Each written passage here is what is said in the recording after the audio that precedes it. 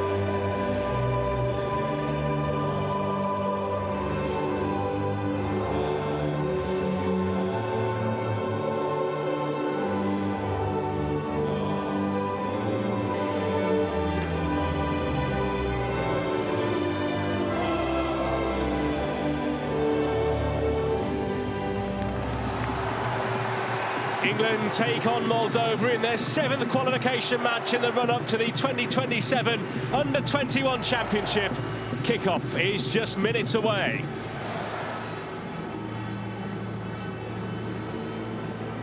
Well, let's take a look at the team news. England boss Lee Carsley makes 5 changes to the side that started against Andorra. First in goal as Tommy Setford wins his 3rd cap in place of James Beadle, who's given the night off. Ashley Phillips comes into the back line to replace Max Elaine. Ahead of him, it's Archie Gray that gets the nod, with Sidney Peck moving to the bench. It's all change out wide as well, as Sam Ammo and Tyler Dibbling switch in for Josh King and Tyreek George.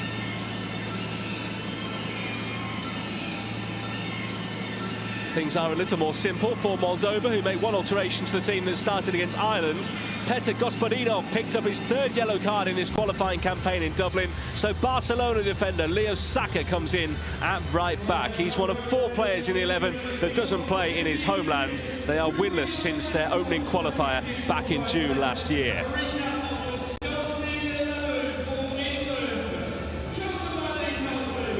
The referees for this one this evening are from Poland. Patrick Grikiewicz is the man in the middle. The 2 captains, Joe Bellingham and Artem Dishnari, swapping the pennants. And we are just about good to go.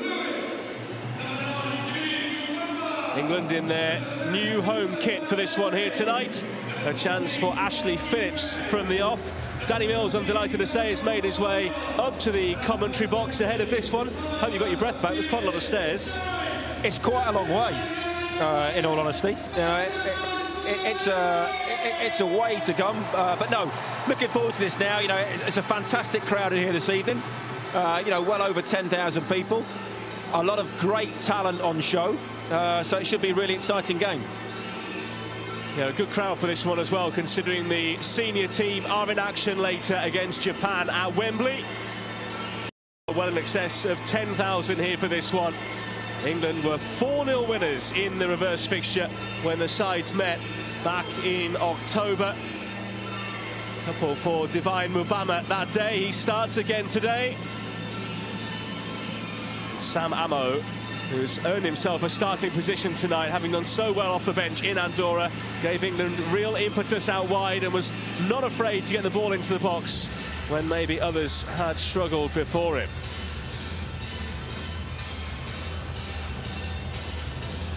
Carrow Road is ready. England and Moldova are both ready, but the referee isn't. The players out a little ahead of time here. We are just about good to go.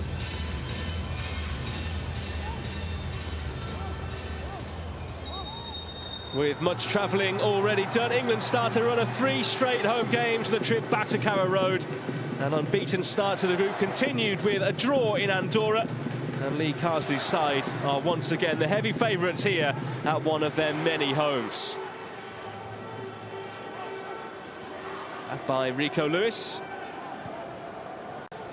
Danny, you touched on it with Vaishali when you were talking ahead of the game, but for England players, at least, the one thing they can guarantee is a true run of the ball on this surface. Oh, the pitch down there is absolutely magnificent. The surface is... The pitch is perfect. It's a little bit cooler this evening. There's a little bit of damp. The pitch has been well watered. It should move around.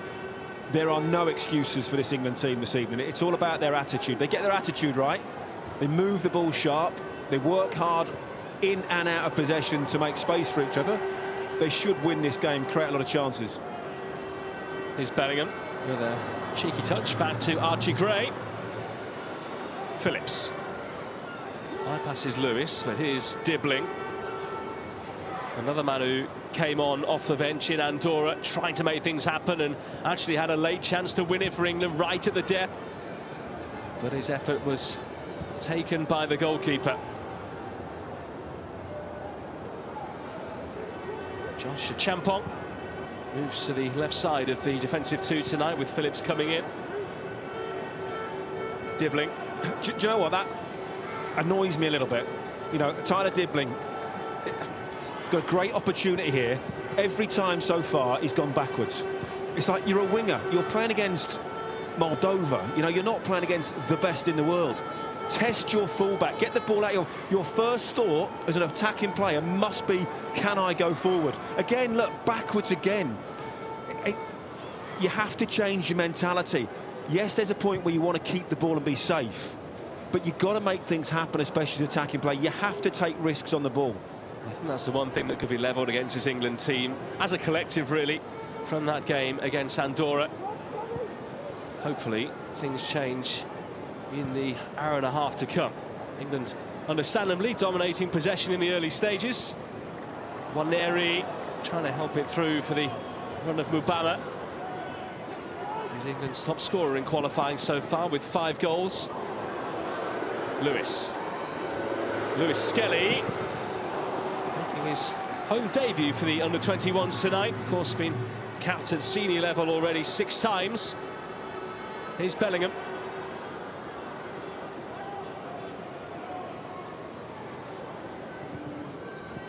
Quick one into Ethan Nwaneri. He did come off in that game, the Stade National, but is fit to go tonight.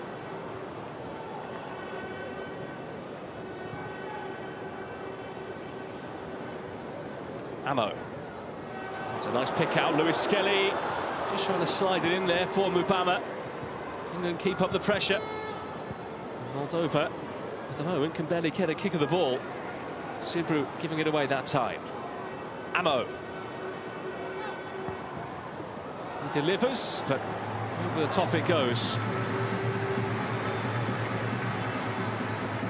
I think it's a little bit of a curse of modern-day football, where there is so much emphasis put on keeping the ball, not giving the ball away, that players sometimes are reluctant to attack their defenders, to pass the ball forward. If you can pass the ball forward in one touch, one pass, you can take 2 or 3 defenders out of the game very, very simply. And I think sometimes, you know, we've gone away from it, especially when you're going to dominate games. I want to see the 2 wide players being direct, running at their fullback, making him make decisions. Trust me, I've been a fullback. It's horrible and it's hard. You know, when someone just keeps running at you, sooner or later they're going to get past you. Lewis. Dibbling.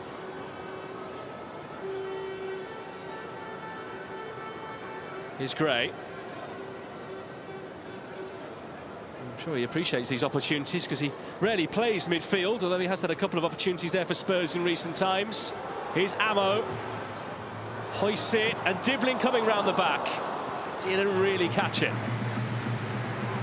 Yeah, it's a good move down the left-hand side, and it's a good ball to the back post. Tyler Dibbling, he just looks a little bit hesitant when this ball comes across. I mean, this is good move. It's great play. It's a great dink to the far post. And you can tell it's a player that hasn't been playing a huge amount of football. He just hesitates. He doesn't look like he's got huge self-belief in just putting his foot through that, hit the target. Yeah, 14 Premier League appearances for him this season, but 10 of those have come from the bench. David Moyes preferring others out wide. And that's what happens sometimes, a young player. You know, you go, Everton have done incredibly well, so it's not like he can complain that he hasn't had opportunities. Players ahead of him at the moment are obviously playing better. Champon. Bellingham with space to advance. Ammo wants it and gets it. Ammo to Lewis Skelly, who hit it. Here's Lewis. Gray. First chance really for Moldova to get out. They have it here with Dan Angelo Butzat.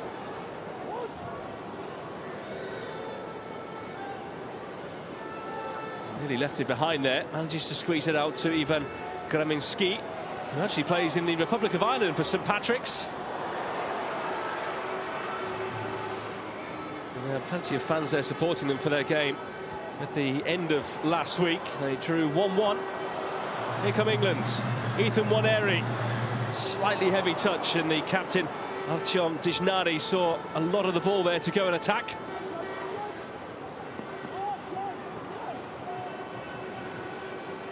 If you just look at the difference sometime when Archie Gray carries the ball, he is one player that is always looking forward. Even if he can't play forward, his first look is, can I get the ball forward? Can I keep the momentum going in that direction, which is always really positive. It's not always on, and then he changes his mind and comes out. Lewis.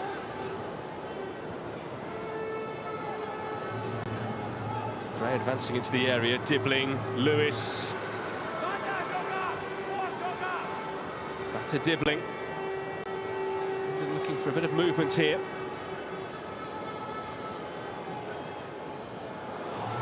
Dibbling. He's going to have to beat him again. Or maybe not. In towards Mubama. Away by the defender Dijnari. England starting to slowly flex their muscles, and it looks like if they can get the ball into the box, it might cause problems. Well, you can already tell, you know, there's probably 3 or 4 levels between these two teams. You know, when you look at the quality of this England side, I think, what is it, 5 players played in the Champions League, maybe more. You know, incredible experience, great ability. You just feel that once England, if and when they get the first goal, then the floodgates could open. Moldova are just sitting in, trying to be patient. No real effort to try and attack, and not huge amounts of effort to try and close down either.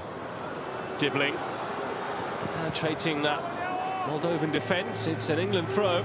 Very much was the way it was in the reverse game as well, sorry, because it took them about half an hour to get underway. They scored 4 in the end, but they could have had as many as they wanted in that second half, really. Yeah, but that's so much better from Tyler Dibbling. OK, the final ball doesn't work out, but he's pushed the ball past the fullback.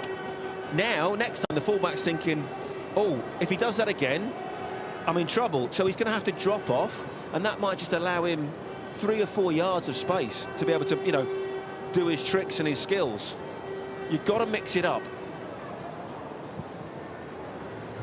All the play in this half of the field. So a treat for those in the Barclay end in this first half, which is near enough full in that lower tier. Is Ammo. Comes through to Waneri. Oh, you can see what he was trying to do there. Just put ever slightly too much on that there. And through it goes for a goal kick. England have got to be patient, and they've just got to keep moving the ball sharp. What can happen sometimes in games like this, where it becomes, without being disrespectful, a little bit too easy. You can have too many touches, you can take too much time on the ball. You've got to play 1 and 2 touch, keep that ball moving. That's what tires out the opposition. That's what pulls them out of position. That's what creates space and opportunities. You talked about the levels between these two teams as well, albeit at senior level. England currently ranked 4 in the world, Moldova number 158. That's what they're technically up against in terms of the two countries as a whole. Ammo brought down. I asked Matt Upson this for the game against Moldova, but I'll ask you as well. When you're playing, on paper at least, substandard opposition, how are you getting yourself mentally ready in the dressing room? Because it's probably quite easy to be a bit more relaxed than normal, isn't it? What wasn't for me, no. It's an England game. Ultimately, you're playing for your country. You know, you're on display. You're trying to show maybe your team manager, your club manager, that you can play at this level. You're trying to show the senior England manager that if something happens, you're ready to step up. This is a great building block and a great opportunity for these young England players to say, look, I'm ready.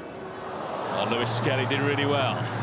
Still Miles Lewis Skelly, deflection, saved, and Waneri makes it 1-0. Just the start England needed after the troubles they suffered at the end of last week. And Ethan Waneri on hand to stroke home his 4th England under-21 goal. It's a really good finish. It's not an easy finish for him. It comes to him at an awkward height. The bounce is a little bit tricky, but he does very, very well to control it. It's great play down the left-hand side. Great little 1-2. Miles Lewis Skelly gets a little bit fortunate here with a deflection. That throws the goalkeeper. The goalkeeper, in all fairness, has to do a little bit better, I think. It does get a little deflection, but the goalkeeper palms it straight out to Waneri, who it's not the easiest finish, and he pops it away quite cleanly. But positive from Lewis Skelly, driving into the box, making things happen. That's what happens when you're positive, and England get the reward for that. So if there were any nerves beforehand, I'm sure they've been eased here. And England showing they've got the speed of thought ahead of this Moldovan side, and quite clearly the technical ability as well. But no, when you talk about being in the dressing room, it's an opportunity. You know, the qualification period I played in, I think we won every single game to 0 until the final game. Certainly under Peter Taylor, we won every single game to 0.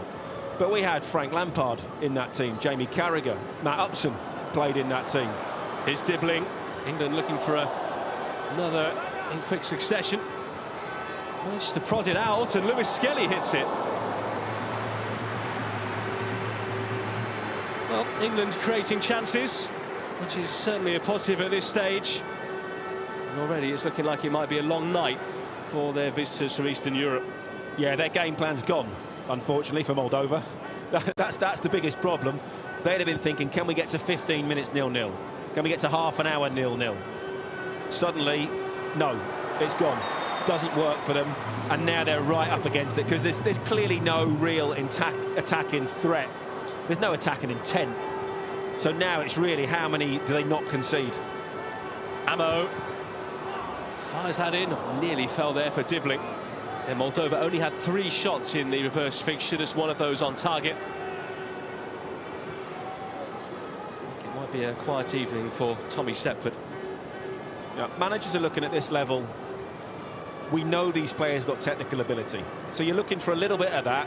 Can they be creative? Can they be brave on the ball? Make good decisions? But most importantly, what's their attitude like? Do they keep doing the right things? Do they keep passing the ball well? Or do they start to get a little bit complacent and get a little bit carried away? Bellingham shrugs off one challenge. Dibling, will he come inside? Yes, he will.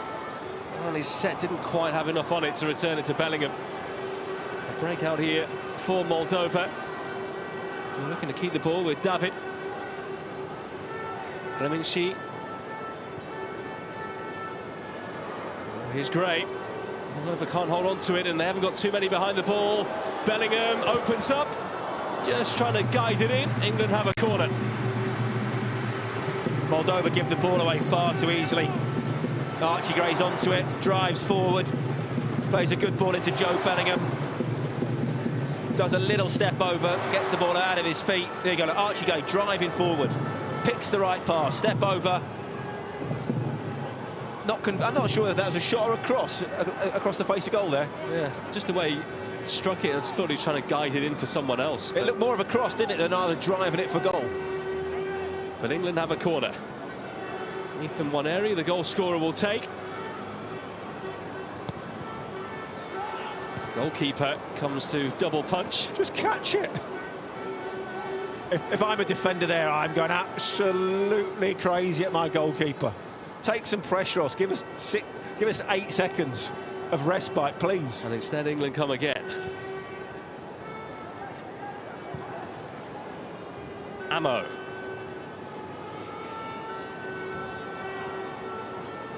Waneri. Into a good area.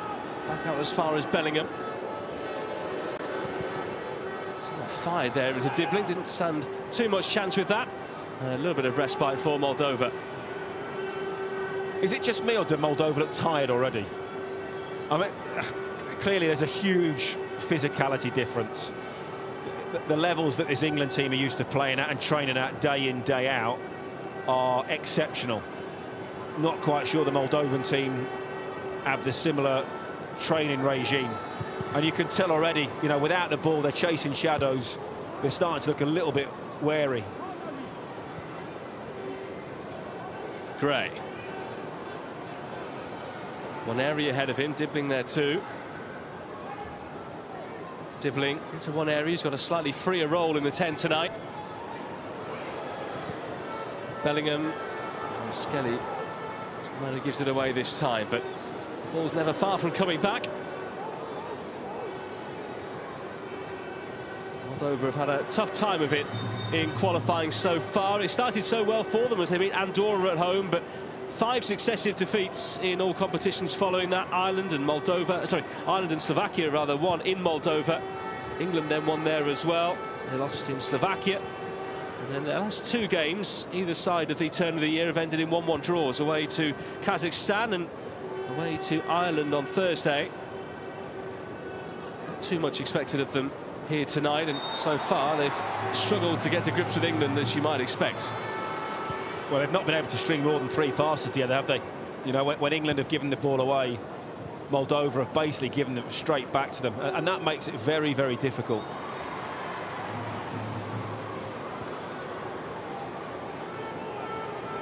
England free kick. Gray to Lewis.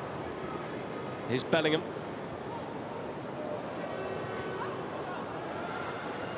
Ammo. He's one of those tricky wingers who has a really low centre of gravity, but came on and impressed really well on the right-hand side in the Andorra game, but coming in off the left to accommodate Dibbling, I guess, on the right in this one. Two inverted wingers.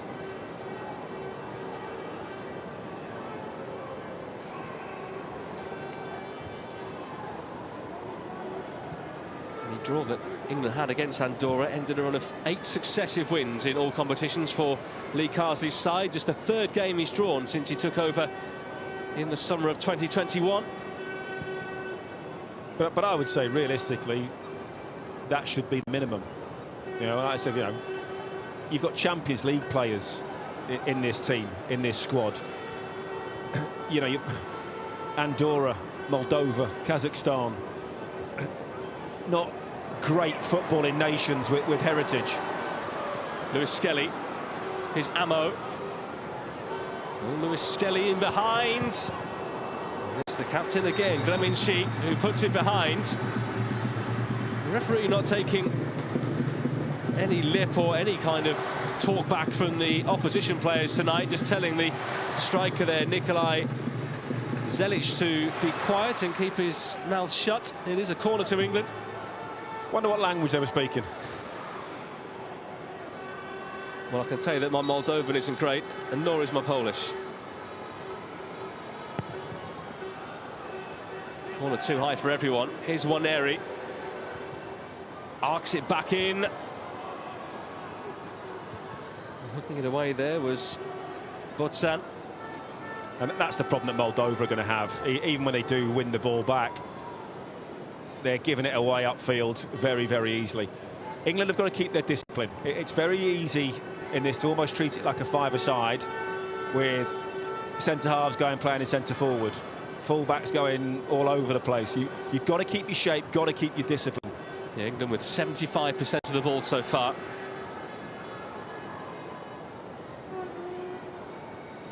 Here's Bellingham. He's been in and out at Dortmund this season. His place certainly isn't secure. He has played every minute in this qualifying campaign for England, a mainstay in the heart of midfield.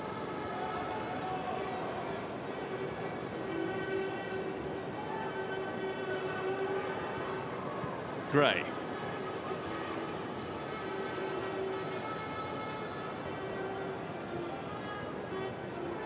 Waneri, Bellingham, Waneri, Champong, Lewis Skelly, who's got into these kind of positions so many times already. Down he goes. The referee has a look, but no penalty. That's not a penalty. I'm 75, 85 yards away. I don't think that's a penalty. And Lewis Skelly has remained down. He clearly felt something, but the referee thought that Ovidiu David got the ball. There's another look at it now. It's great. He drives forward. He's making things happen. I'm not sure there's enough in that. Look. He doesn't get the ball, does he? But he does. I'm not sure he gets the man either. I don't think there's not a huge amount of contact either way. It's almost like he slides in, then pulls his foot away. One of those marginal ones that went on Moldova's side there.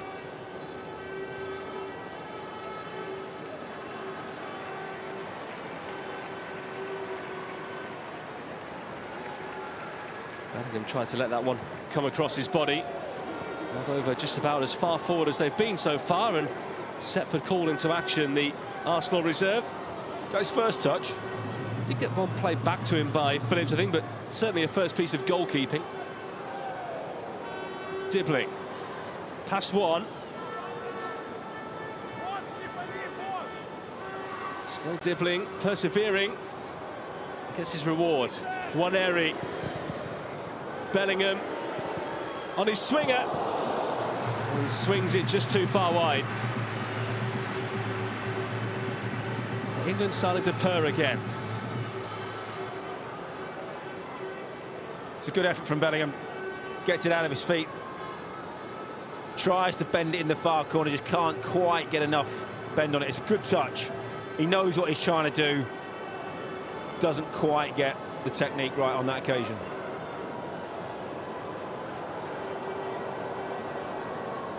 Bellingham's only goal so far for the 21s in their first qualifier of this campaign away in Kazakhstan. But the only away game they have after this, England, is just about the shortest they could wish for, away to the Republic of Ireland. And that is their final qualifier at the start of October. That was a firm ball forward. Might have been better, it could have set the man through the middle there, but it's back with Setford. England able to play their way away. Bellingham, Waneri.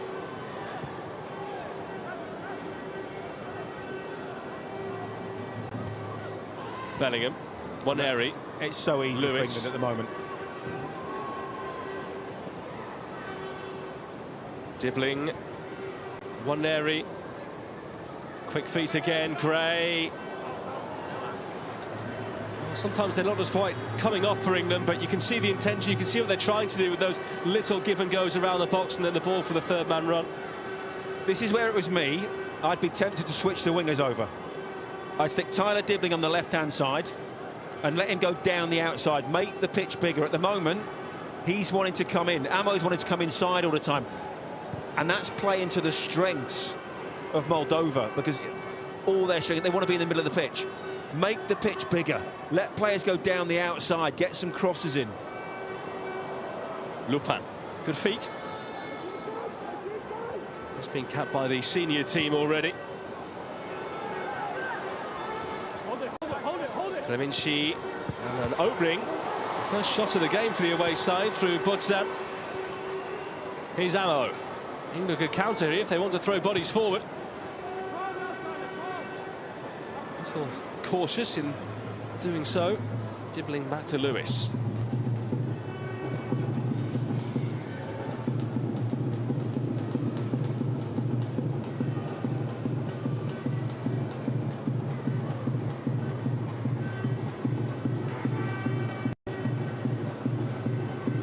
Phillips.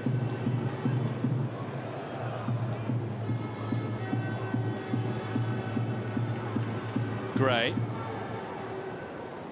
Lewis Skelly. It's taken down there by Sirbu. Plays in Portugal with Estrela da Amadora.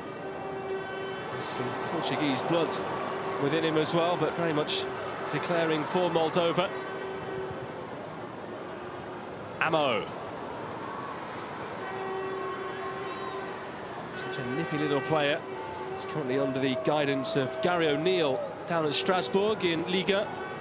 That's a lovely touch, and England in again. And somehow it has gone wide.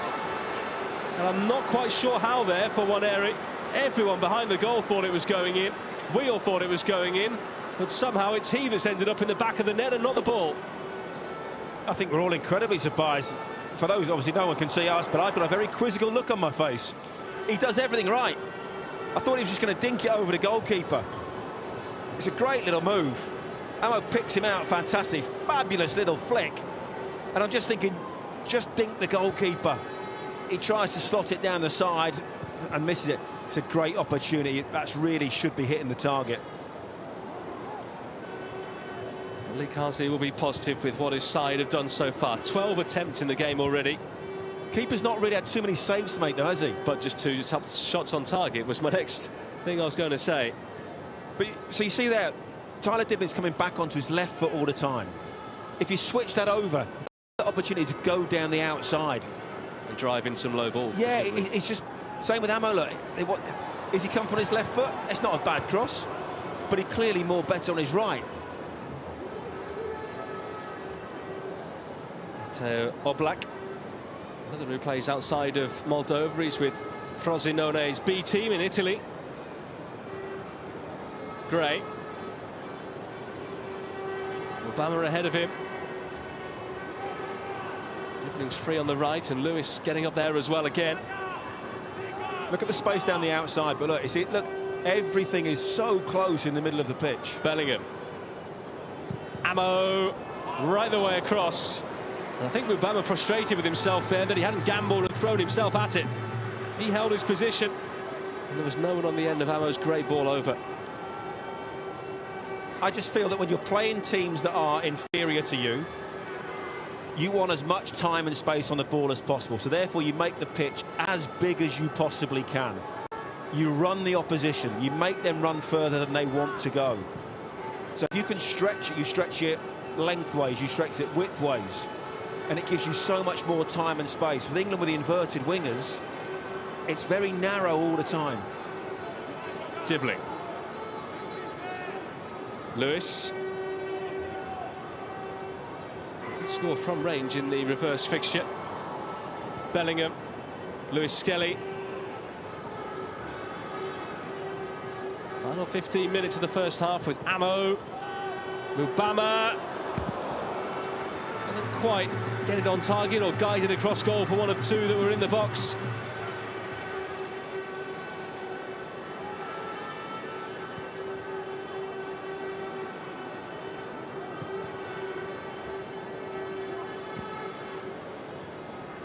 Look forward, looking for the run here of Butsan.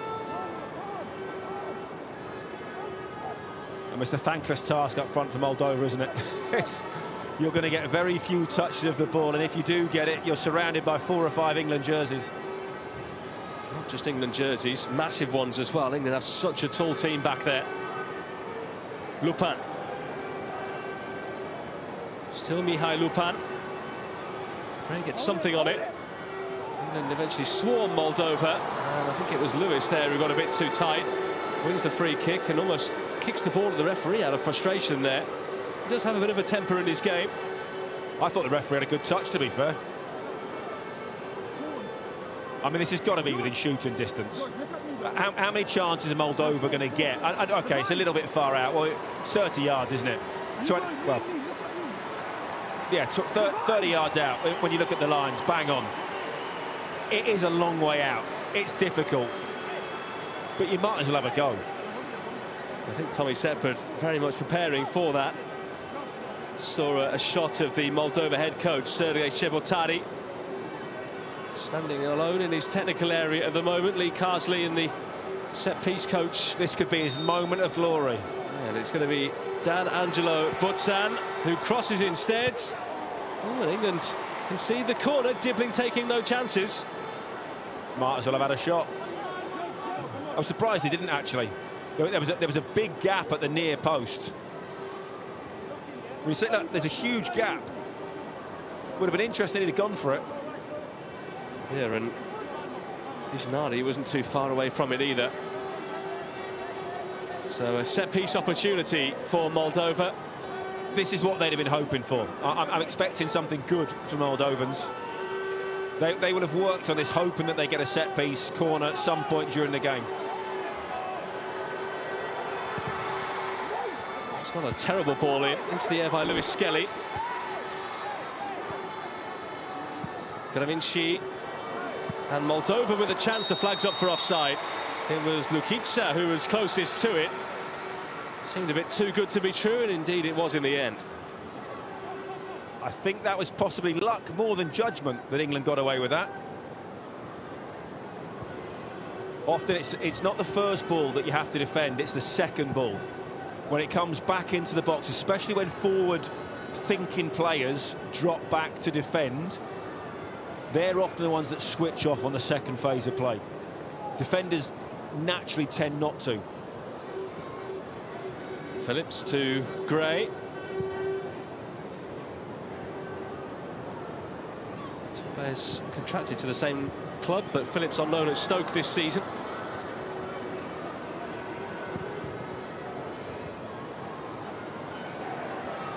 Two players who have a new manager to look forward to working with in the summer as well, particularly for Phillips, with Roberto De Zerbi confirmed as the new Spurs boss this afternoon.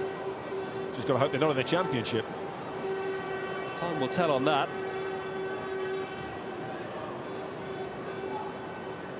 It's been an up and down season for Phillips' Stoke side this season.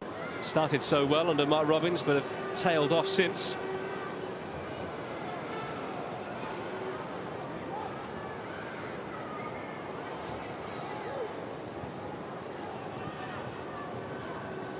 Moldova starting to express themselves a little more. But here's Bellingham. Played it a bit too quick and too wayward there for Mubama. A surging run by Oblak. He's gone on here, Oblak. He's going to have a go, and the deflection takes it behind, and Moldova is starting to grow in confidence. That would have been one of the greatest goals we've ever seen. A couple of 1-2s coming out of defence, carried on going up the pitch. I mean, looked like he started to panic a little bit. Cold sweats as he got forward. Do I shoot? Do I not? The shot that is that. Well, there's nothing else on. I better have a shot. It wasn't massively convincing. Well, but much better play. Going, yeah. 10 minutes to go until the break. Moldova with another corner. This time out by Achimpong. And repel Moldova's further advances. They have only won one of the last 16 games in all competitions since September of 2024. Shepatari has only overseen 11 games in his tenure so far. And with a free kick.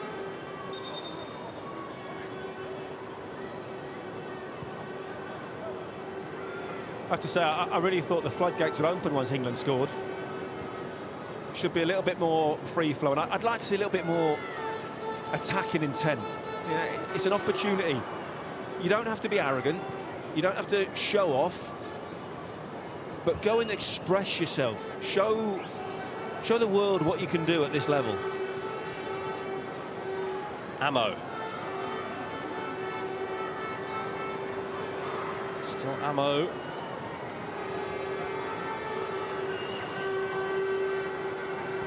They're trying to move out, but England seeing a Champong step in. Here's Ammo.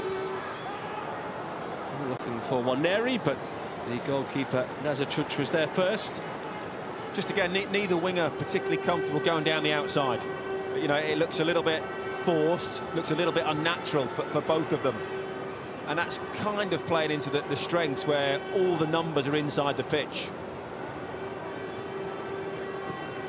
You know, you've effectively got a Moldovan back five, back six at times. They got it back with Zelik. Curveball there by Butzan. Mikitsa.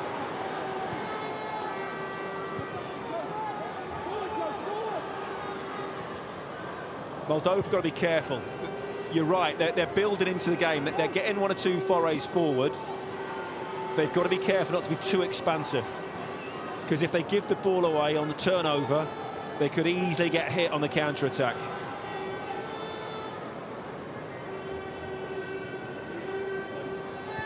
I mean, just a little bit of an attacking lull from an England point of view at the moment, as Danny was just saying. Let's try and find some inspiration and speed from somewhere.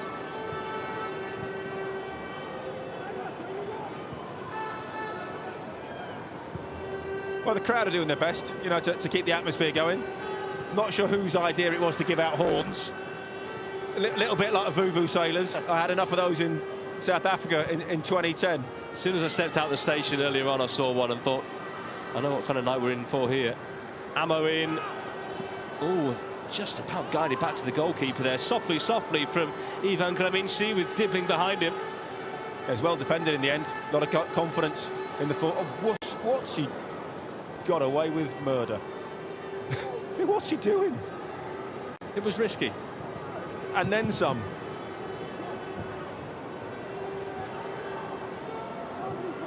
Lewis all the way back to Setford. He was previously with Ajax before joining Arsenal.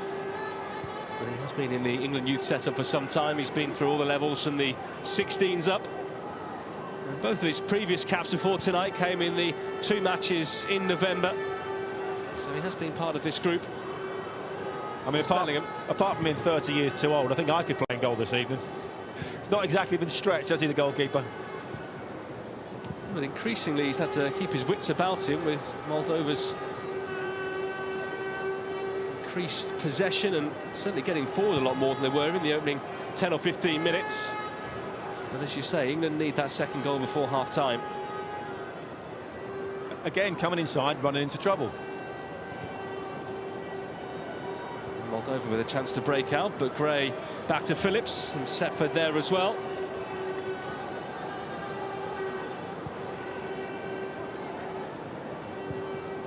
Bellingham.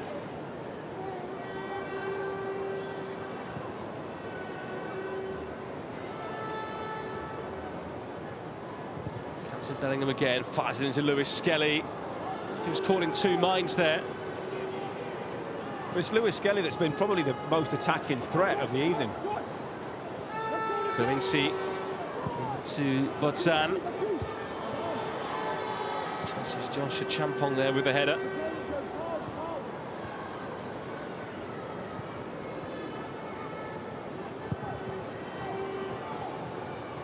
Divling.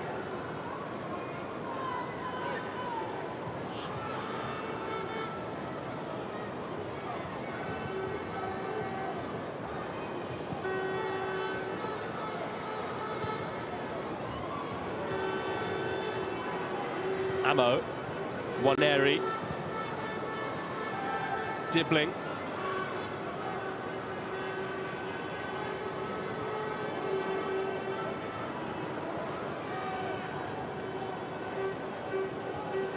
purely Carsley at this point. Are you just hoping the players between them try and accelerate through the gears at this point, because that's surely what he's going to try and tell them at half-time, isn't it? I think you have to say, come on lads, take the shackles off. Go and express yourself. Go and have a go.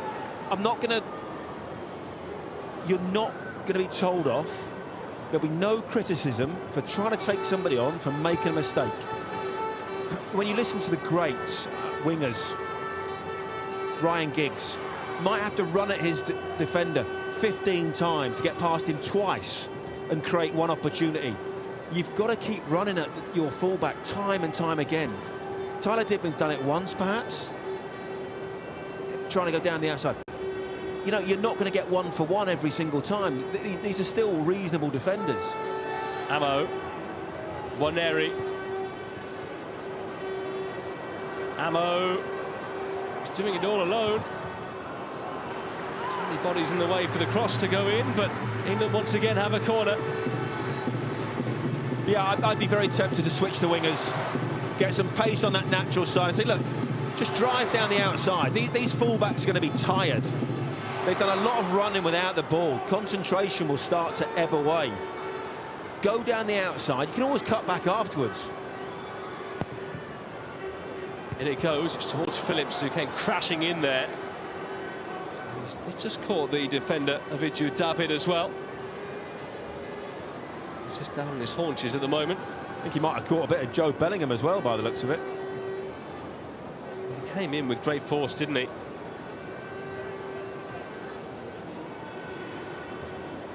Phillips, an imposing presence at the back. He was also at Stoke last season as well. He was actually with Wales as a younger player, but a Mancunian born and bred.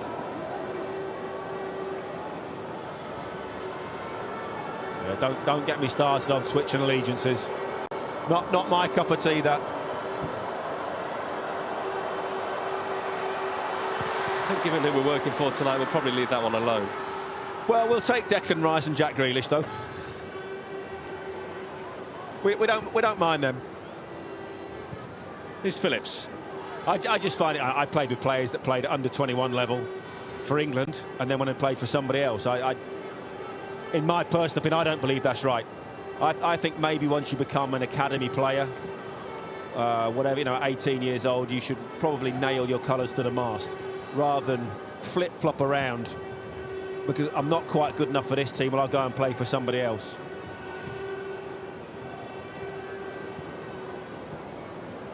Gray. Just over a minute of normal time to go.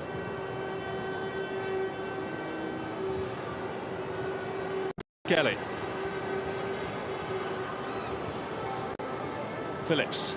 Can England double their lead before the break?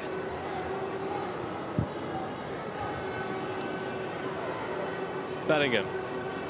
Waneri. Lewis Skelly again. Heavy touch, and it cost him. Not Black nipping in, and it's he who gallivants forward again. Zelik sprinting through the middle. It's a nice touch to open things up for England. Lewis Skelly shrugs off one. Oh, and this time the referee's given the free kick, and that seems pretty harsh against England. There's been one or two of them that the referee has let go, isn't there? Be interesting to see it on the replay. Might just been a trailing arm. Sometimes what can happen is you go past somebody, you feel a little tug. To be fair, it's completely accidental, but he catches him. But because he feels that tug there, he throws his arm out, and it's not deliberately trying to hurt somebody. It's almost just like, get off. I'm trying to get away from you. Unfortunately, he's just caught him on the chin. No added time. Dishnari with this free kick. Nice move of the half.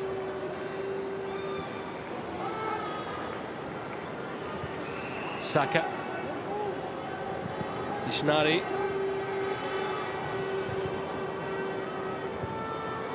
Gray, Bellingham. Ammo.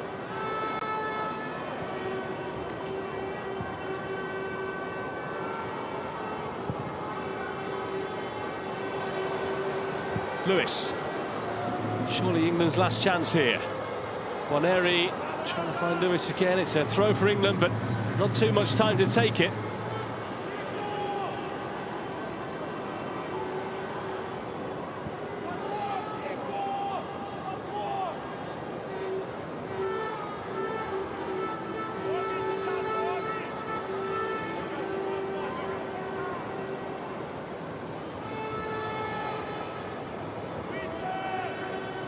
Phillips.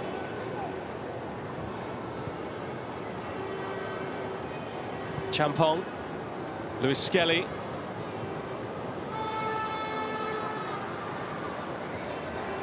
Ammo. Out it goes. There is the half-time whistle from the referee.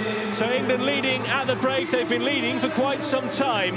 Ethan Waneri with the only goal so far after 11 minutes as he swept home comfortably after the ball came back out to him as the goalkeeper could only push it back out into his own penalty area. England with 67% possession, 17 shots to 3 so far, but rather disappointingly, just 3 of those on target. And I think their attacking output will need to improve in the second half to please Lee Carsley. At the break, they are leading here at Carrow Road. The half-time score, England 1, Moldova 0.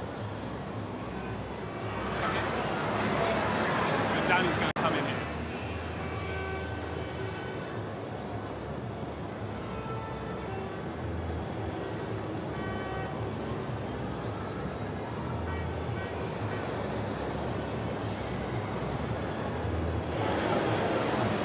Thanks so much, James. So, as James mentioned, it is 1-0 to England against Moldova. Ethan Waneri with the early opener for England, set up by Miles Lewis-Skelly, who, to be fair, has been superb in this opening 45 minutes, particularly in an attacking sense.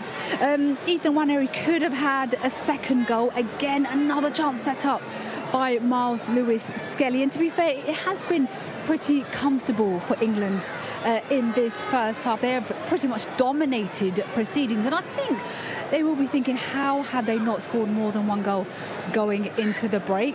Moldova, for the most part, have had to defend, but they did seem to grow in confidence as that first half wore on. They had a couple of chances by set pieces, but I think they will be thinking that early on in the second half, look, can they test this England defence who haven't had too much to do? Tommy Setford has, of course, been quite quiet in goal so far, but remember what Andorra did against England on Friday night. They did get that early goal, that opener, early in the second half. But as I mentioned, England have been quite comfortable in this first half. You have to say that Lee Carsley's changes, particularly in attack, have worked out. There was a big moment, and we will be looking back at that moment, a penalty shout by Miles Lewis-Skelly, which wasn't given. And again, you'd have to say, how have England not gone into the break leading by more than one goal? But I think, given the fact that against Andorra, England really struggled for creativity, chances at goal, shots on target, I think that first half will have pleased Lee Carsley. It has been a pretty comfortable affair so far. And as I mentioned, pretty much, look, the atmosphere has been absolutely incredible here. The Vuvuzelas are out in force. And so, it's been a great time here so far in Norwich. Now, I'm pleased to say that Danny Mills has now joined me. He's made that quick dash down from that gantry. Danny, let's talk about and let's look back at the only goal of the game so far. Ethan Nwaneri early on in the first half, set up by Miles Lewis-Skelly, who, to be fair, did most of the hard work, didn't he? Yeah, I think Miles Lewis-Skelly's been our most attacking player. In all honesty, I think he's been fantastic. He's been looking to drive forward at every opportunity. It's a really good ball out from Archie Gray. And then, look, he's driving, he's trying to make something happen. Gets a little bit of a deflection. I still think the keeper can do a little bit better, but it's a really good finish. It comes to him at an awkward height. This is great. I want to see wingers, fullbacks drive at people, make it happen. It's an awkward bounce there. He has to open his foot up, place it into the top corner, and it's a great finish. And I then thought the floodgate's going to open. Yeah. I thought this is going to be 2, yeah. 3, 4. England really haven't pressed that advantage home, which has been a little bit disappointing. Since then, the build-up has been a little bit slow. Coming inside all the time, they've allowed Moldova to sit deep, and they've not really caused the goalkeeper too many problems since then.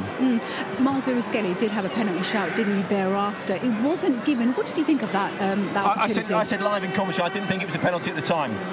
See the replay, it's one of those. If it's given, you can understand why. I don't think he gets any of the ball. I don't think he gets a lot of the man either. There's not a huge amount of contact. He almost he puts his foot in, and he almost stops. You look here. I'm not convinced there's too much contact in that. Is Lewis-Skelly coming across the defender there? Look, I can understand why it's not given. If the referee's not 100% sure, then don't give it play on. I mean, he was down for quite a while, so it looks like he thought it might have been a penalty shout. But look, we've been mentioning Miles Lewis-Skelly setting up Ethan Nwaneri for the first goal, and it nearly was a repeat for another chance for Ethan Nwaneri. Miles Lewis-Skelly, a back flick into the path of Nwaneri, and he didn't get the target, didn't he? No, like I said, I think he's been the best player on the pitch so far. Positive attitude, pushing forward. It was a great little touch, great little 1-2 on the edge of the box. Very clever flick. And you just think, I'm waiting for the net to bulge. Yeah. Well, we saw the net bulge, suddenly it was the wrong side. We all thought it was 2-0 at that point. I was surprised, I was expecting to just dink the goalkeeper. He's got himself into a great position, just dink the goalkeeper, lift it over, and a player of his quality. He almost got the ball in between his feet, tried to open himself up, and unfortunately for him in England, flicked it wide. Talking about Miles Lewis-Skelly, this is his first under-21s camp. Incredibly, before this international break, he'd never played for the under-21s. He'd played at all other levels for England, but he's had 2 starts now in the last 2 games, and he has been superb today, hasn't he? And so he should be, in all honesty. He's an exceptionally talented player. 6 times, I think, capped at senior level. Yeah. So he's got great experience. He's obviously had great experience at Arsenal as well. And looks at early on in the season, he was going to be Arsenal's left back for the campaign, and he was going to be England's left back, for the foreseeable future. Hasn't quite happened. It hasn't had as much game time as he probably wanted. But I think he's shown tonight, not only that he's got the quality, but he's got the mentality. He's had to drop back into the under-21s, but he's showing tonight there are a lot of players out there with great technical ability. His attitude this evening has been the best by far, and I think that for me is what stands out more than anybody else. Yeah, Lee Carsley was full of praise for him, the way that his attitude has been coming into the camp. And it is interesting because he's only made 1 Premier League start so far this season for Arsenal, but he's come here, he's played really well as well. In terms of Moldova, now they look to be growing in confidence in that first half. Had a couple of chances from set pieces. Do you think set pieces could prove to be their best opportunity to score definitely. tonight? I was surprised they didn't shoot from the free kick. I know it was 30 yards out, but I was thinking there's a big space near post. Go on, go and make yourself a superstar. Go and be the headline maker, if you like. Didn't take the opportunity. Had a couple of corners. Clearly that's what they've played for. They're expecting not to have too many forays forward in the game. So they think, well, if we get a set piece, and they've not been too bad. Offside was more luck by judgment, I think, coming in from the second phase of play. They've grown into the game a little bit. It's almost like they've got to be careful. If they get too expansive, they'll get caught out. Defensively, they've been good. I would like to see the England wingers maybe swap wings, stretch the game a little bit, go down the outside. Everything is coming inside, and that's playing to Moldova's strength. So many numbers in and around the box. It's very, very difficult for England. Yeah, I think Moldova, OK, they're 1-0 down, but they'll be pretty pleased with that. Yeah, because it could easily have been 2-0. So when you're thinking about the wingers and you're thinking about the switch-up between Tyler Dibling and Sam Amo. Yeah, I've said in commentary quite a bit. Both wingers predominantly want to come inside. Tyler Dibling especially wants to come inside onto his left foot. When you're playing against an inferior team that aren't as good as you, technically, physically, you want to make the pitch as big as you possibly can to create space. That's not happening at the moment. How many times have we seen Tyler Dibling go down the outside? Then you can cut back. Give the defender something to think about. He's maybe done it once early on in the game, not done it since. It's happened a little bit down this left-hand side, a little bit more. But just switch them over. Yeah. Let's see what happens. Test the fullbacks out. They are going to get more and more tired as this game goes on. The space will be out wide, and then that will create more space in the middle of the park. One change that Lee Carsley did make in midfield for this game was Archie Gray coming into the starting 11. What have you made of his performance? I think Archie's a really intelligent footballer. And what I like about Archie is his first thought is always, can I pass the ball forward? That should be the thought of every single player on the pitch. Whether that's on to pass it, then that's about a decision. But your first thought should be, can I play forward? Can I run forward? You see, when Archie receives the ball, he's always looking to do that. And that's what I really like about him.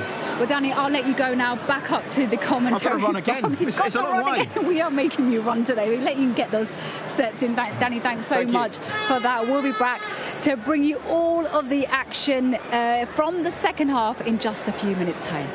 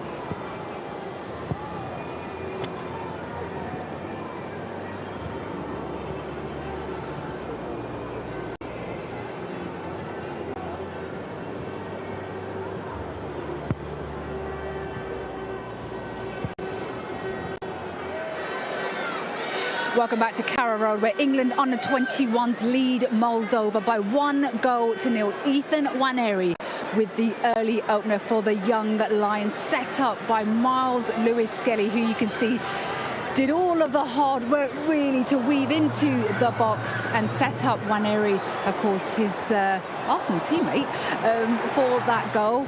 Ethan Nwaneri could have had a second goal in that first half, as Miles Lewis-Skelly was denied a penalty in the opening 45 minutes. England have dominated this game, and they will be expecting, in front of the England fans, to score another goal as we get underway for the second half. Remember, the young Lions are looking to remain unbeaten in qualifying, and to bring you commentary for the second half is James Hilden and Danny Mills.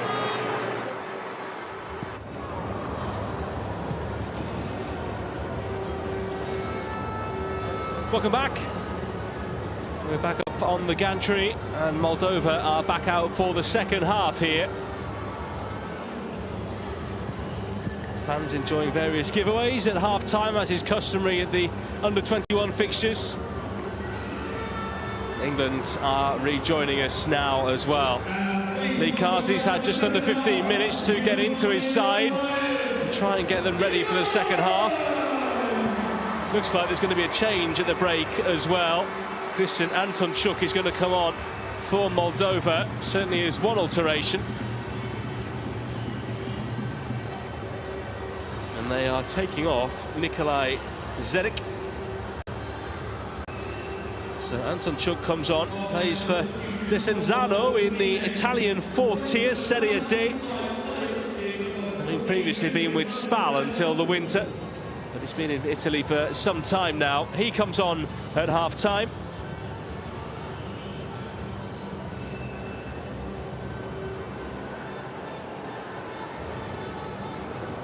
So England, as they were, hoping to add to their score.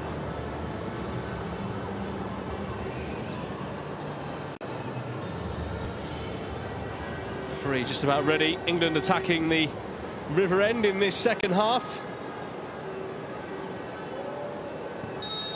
I used to stand on that terrace as a young boy on an upturned milk crate so I could see over the fence. It's funny you say that, because I was listening to someone else saying they had a box in the olden days when it was a terrace, just so they could peer above some of the taller people. Well, it used to be quite, obviously the front level used to be quite high. There was a double rail at the front. All the kids sort of used to stand on it, but yeah, but it was so high that you know, but you were allowed to bring a milk crate into the game. That's literally my next point, saying you probably wouldn't get that through the turnstile these days. And I think it was £1 to come in. Well, we're grateful about a healthy crowd here tonight. Of course, Easter holidays for some as well round here.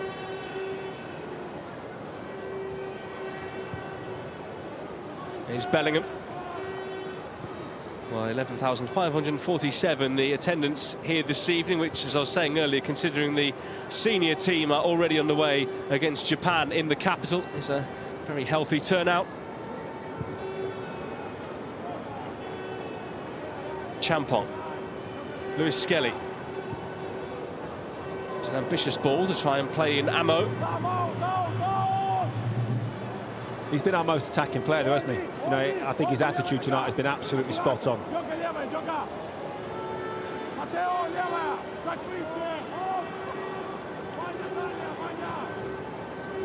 Great.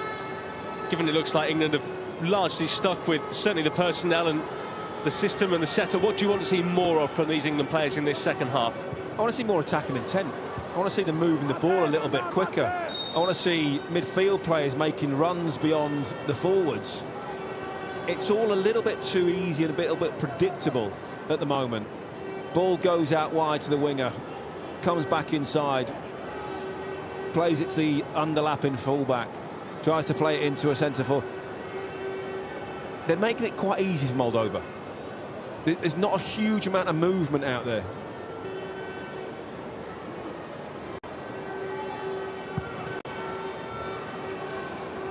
By the goalkeeper, Nazarchuk.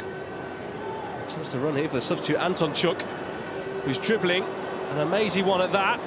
He's stopped, but in it goes, and Moldova are level. Vasile Lukica has the equaliser. And the little tricolour have an equaliser here at Carrow Road. And you wouldn't have said that 10 minutes in. They've grown and grown as this game has gone on. And just 4 minutes into the second half, they are level. It's a magnificent finish. I thought Antonchuk was going to shoot to start with. He went on his left foot, and you're thinking it's opened up absolutely perfect for him. He changed his mind, cut back onto his right.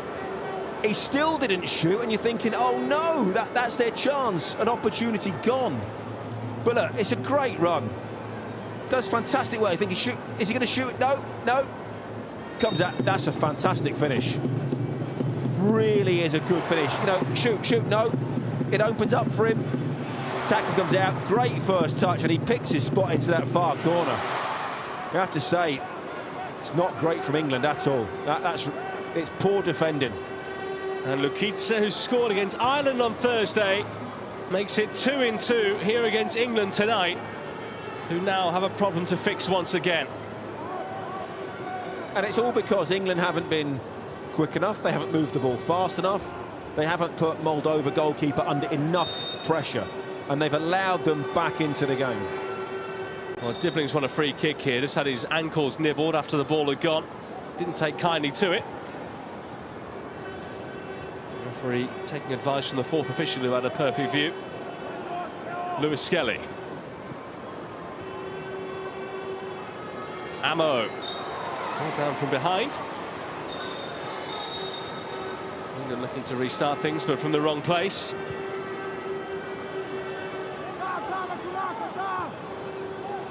Bellingham.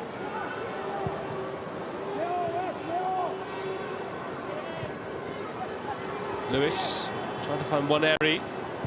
Bellingham sliding in, but he's left a gap behind him here. One area gives away the free kick. This game has a completely different complexion to it now.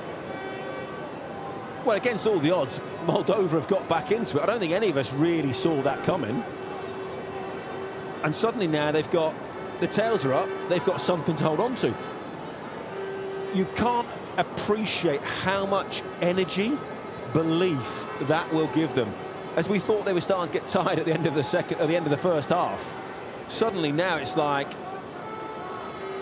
they've had a shot of adrenaline. You know, they are going to be on such a high for the next 10-15 minutes. They've got to be, if they can hang on for the next 10-15 minutes and keep it at 1-1, it's going to be very, very difficult for England. Well, Sergei Chebotary's side have drawn 2 of their 3 away games in this qualifying campaign so far. Their only defeat away to Slovakia back in October. Now looking to make it difficult for England here. Been playing in this stadium for the first time since 2018 when they drew 0-0 against the Netherlands. They also played here in 2012 as well when they beat Serbia 1-0 in the playoffs to reach the Under-21 Championship. Well, Skelly attempting to leave that there, but it wasn't taken on by the man he was hoping. And instead it's a run here by Serbu. And they've got a man over as well. Lupan. He doesn't open up, and his ball not good enough there for the onrushing Botsan, and it's Phillips there for England.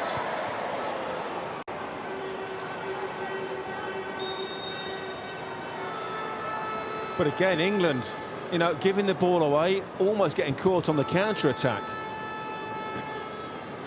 Mentality and attitude just needs to be up to 2 or 3 levels. Bellingham. Dibling making that run in behind, but the ball not good enough to find him. I think just being a bit too obvious at times in what they're trying to do. Yeah, far too predictable. You're dead right. You know, we're very fortunate where we're watching the game from up high, bird's eye view. We can see all the spaces, we can see all the gaps, and we can see where it's congested. And England are just running into congestion at the moment. Dibling. And the Young Lions re-establish that lead.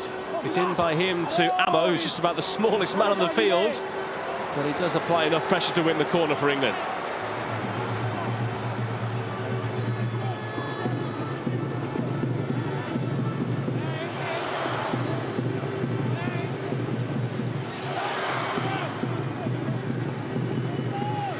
will take this corner with his left. Over Phillips, rescued by Waneri. Lewis.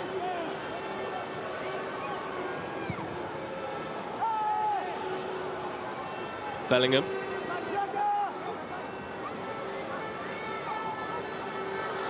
Trying to find room for that cross, but doubles back. Ammo. Given away, and they've got a 2-on-1 here if they can make it work. At the moment it's Antonchuk, and the ball through, intercepted by Lewis. England could have been in so much trouble there, but the Manchester City fullback saves the day. I'd have to say he got a little bit fortunate. It didn't need to come across and try and cover. He left the man on the far side at a better pass, and he was in on goal. Sometimes you've got to allow your defender to get back. If there's a better ball, England find themselves 2-1 down. Lee Carsley taking the lower vantage point, as he often does inside his technical area at the moment. He'll be mightily frustrated that after a half-time team talk of probably trying to work out how his side can add to their lead, it's actually them now needing to add to their lead to get back in front. Again, a ball that isn't good enough for Mubama. Lewis oversteps it as well. Motoring Kreminci. He's got no one up with him at the moment. Antonchuk, the man who was in the box. And Kreminci has won the corner here for Moldova, who look totally enthused by what's happened so far. Oh, they're growing in belief, they're growing in confidence. They've got to be, we talked about this in the first half, got to be careful not to be too adventurous, not to get ahead of themselves, because if it becomes an open, expansive game, then you would certainly expect England to get on top and make that count. I think England are preparing changes. The electronic board is out, but as far as Moldova are concerned, Chebotary was saying ahead of this one that he was really looking forward to the game to see where his side are at. Wanted to try and get some kind of marker against what he perceives to be the best team in the group. Poor corner out by Lewis. And comfortably over the top by Kreminski. So England about to make their first alterations. See this effort again here that was wildly over. Not caught well at all. As a left back, it was worth a go. Had a swipe at it. Could have been a worldie. Mubama offside. There's something in the back of my mind that tells me a younger Danny Mills ran onto a ball like that once and belted it top corner. Maybe not from a corner, but on more than one occasion. Don't worry about that. So double change for England then. They are going to send on Tyreek George as well as Romain Esse. I can tell you every single goal, every single step, every single place it was on the pitch. There was only 7. You don't need that good a memory.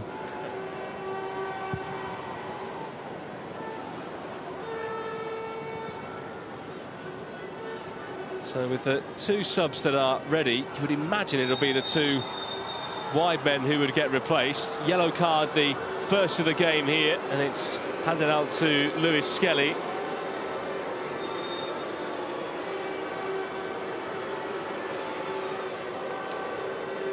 Hasn't been a dirty game in the slightest there, but the referee thought that one was a yellow card worthy challenge. He's been good since he come on though, hasn't he, Antonchuk? I think he's been really, really lively. Obviously a huge part in the goal. You see there, Milos, he just stands on his toe, just overstretching a little bit. I mean, it's just with modern-day football boots, sharp blades on, that's a sore one. There's nothing deliberate in it, nothing, no malicious intent, but it will hurt a little bit. Well, Divine Mubama's going off. Hasn't really had too much of a kick up front, has he, Danny? Hasn't really been able to get involved as he would like. We've hardly mentioned him. You know, he's not been able to get in the game. And that's because England haven't moved the ball quick enough. And when wide players got the ball, they've come inside into that congested area, and there's been 4 or 5 Moldovan defenders in and around him all the time. So George, who played off the left against Andorra, looks like he'll come and play through the middle here, as he has done for England in this campaign so far. The other man making way is Sam Ammo as well. He's made way for Romain SA, who is on loan at Coventry at the moment. Looks destined for the Premier League. On loan from Crystal Palace. Couldn't really get the minutes he would like under Oliver Glasner.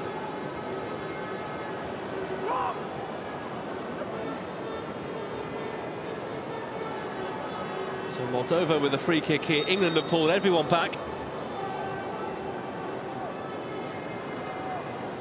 Might well be fearing what's about to come.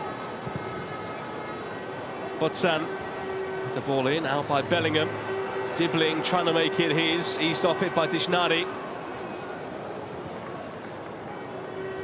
Lupin.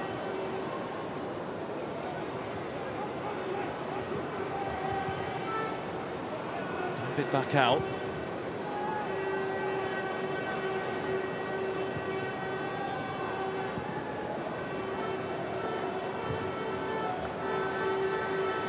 Here's Phillips.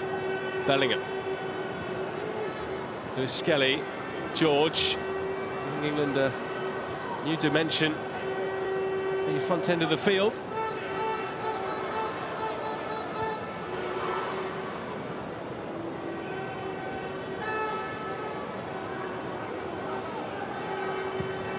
Serbu.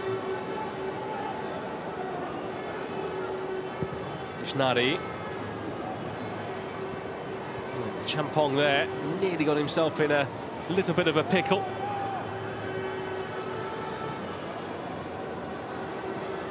Rico Lewis.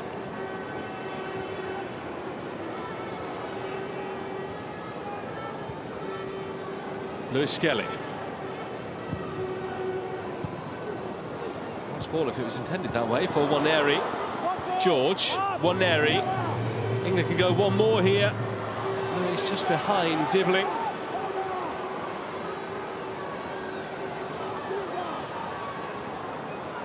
Dibbling still. Trying to find that room that he needs. Oh, he's done excellently. Tyler Dibbling. Waneri. Lewis and Gray! How's that for a finish? England back in front. And Archie Gray absolutely wanted that home.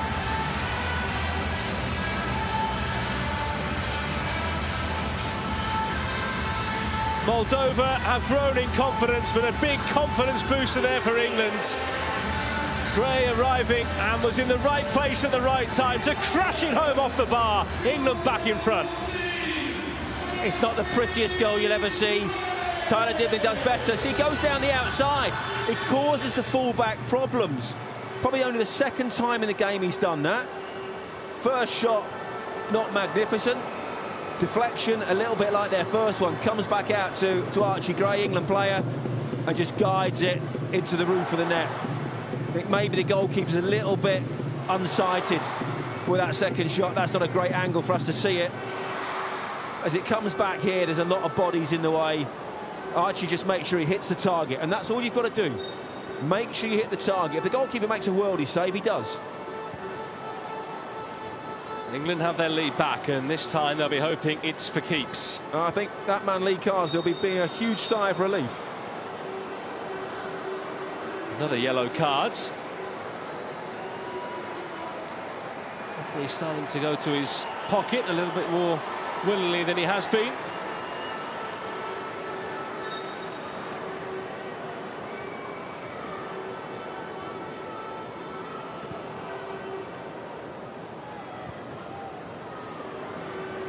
Line there looking for Lukica, but he's offside.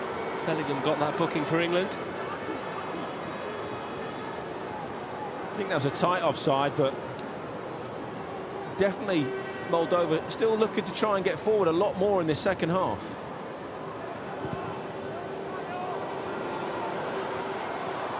Lewis couldn't quite take it down, and you kind of alluded to that in the first half, that with Moldova pushing out and going forward a little bit more, it leaves those gaps for England. So although it's slightly more risky for England because the chances of them conceding a little bit more, it helps their cause overall, doesn't it? But yes, it should. But it shouldn't really be conceding.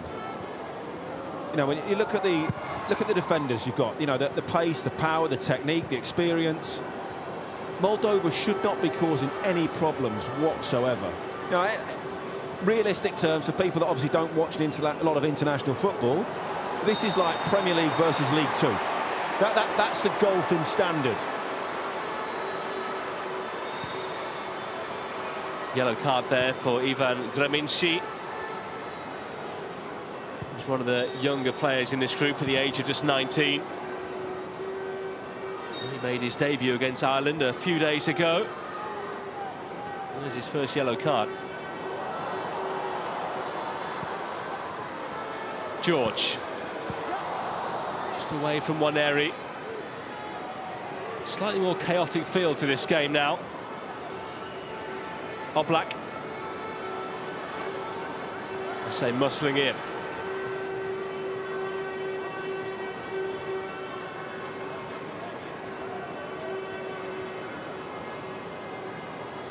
I think maybe one thing we don't appreciate as people who watch the game each week, maybe slightly different for you who obviously played at the top level, but for someone like me, maybe we don't appreciate how strong and athletic some of these England players are. You see so many players who come to the league and appreciate that they're not quite up to physical specimen as they should, and sometimes Moldova have felt that tonight. They're just not quite as strong and as fast as what they're up against. Oh, this England, they're all athletes. They're all supreme athletes. You know, to get to this level, gone are the days where you could get away with maybe being not as athletic as you should be, and you could rely on talent and ability. That's gone out the window. You know, when you look at Ibrahimovic, Ronaldo, look at the way they've kept themselves in shape. You know, it's absolutely outstanding. You have to be at that physicality level to get to this level nowadays. England with a chance here, and Waneri sprinting clear. And once again, given the chance one-on-one, he can't finish. They'd be disappointed. Be very, very disappointed. He's had two great chances in this game. You'd expect him to put one away at least. Again, it's a fabulous ball. It doesn't quite open his body up far enough. So when that's going through, have a look, he doesn't open himself up, so the ball's a little bit under his foot. So he can't quite open his body out and bend it into the far corner. It's too close to his feet to maybe do a little dink. I mean, I'm talking absolute fractions, but if that's Harry Kane going through, he maybe makes another half a step to his right-hand side, opens his body up and slides it into the far corner. I say just let that one slip and go out of play there. Moldova have just made a change in the heart of midfield. Vasile Lukica has made way, and they have sent on Victor Chumasu, a centre forward, so starting to maybe throw a little bit of caution to the wind. I think Lukic will be going off and he'll be saying in the change room after, well, look, lads, I did my job. Any chance of keeping a clean sheet? Halfway through the second half already. Has been a much closer game than most people would have anticipated, including myself, I have to say, even with what we saw in Andorra the other night. Well, I think we expected a reaction off the back of that. In all fairness, I don't think you could really say that that's happened. You know, it'll be interesting to see what Lee Carsley's got to say afterwards. Yeah, we are hoping to hear from him live after the game, so do stay with us for that. Ethan Waneri looking to open up and bend one, but too many bodies in the way. Sometimes it just feels like there's a little bit of too much individuality going forward. And I know it's hard for Lee Carsley at this level because you don't get these players very often. You don't get many training sessions. There isn't too much attacking flow when they're going forward. It's like, right, OK, we've got good players. Get them the ball. Let's hope that they can create something. He was speaking yesterday, actually, about just how much talent is produced in this part of the country. And he said that the Norwich striker, Javon Mukama, would have been in. He says that he's been as good as anyone up front in this division over the last couple of months. They had Jacob Wright training with them yesterday as well. He's part of the under-20 setup, and Billy G also joined in with the group yesterday as well, so giving opportunities to some of the local lads to make up the numbers. They don't have Brooke Norton-Cuffy with them for this game. He is out with a hamstring injury and has gone back to Genoa. Jack Hinchelwood withdrew last week as well due to an injury problem.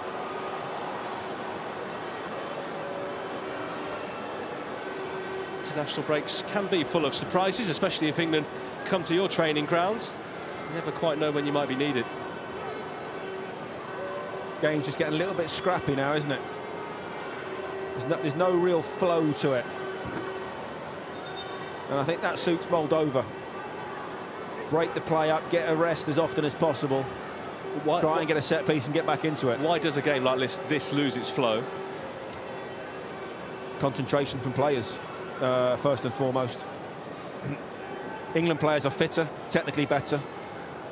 So that you take that out off the table, the only thing it can be is a mentality issue, and that comes with experience. You only gain experience by having the experience.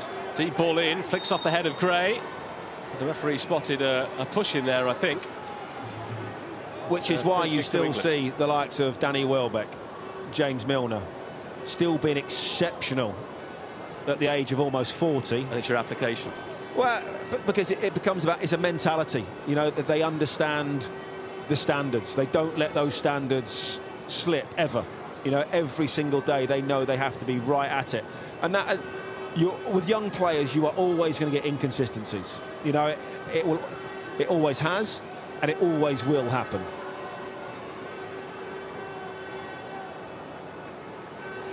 Dibbling.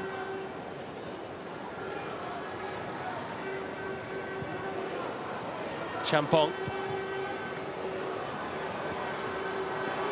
Here's George. Offside.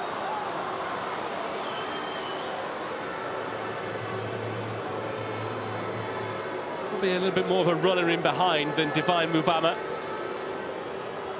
The problem is, obviously, Moldova are so deep and they've got so many numbers back, it's hard. This is why I'm saying you need to stretch the game. You need to make the game as wide as possible. When you have the ball, football is very, very simple. When you have the ball, make the pitch as big as possible.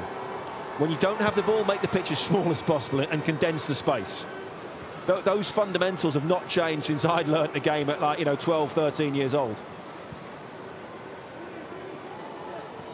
You can talk about high press, low blocks, whatever it is.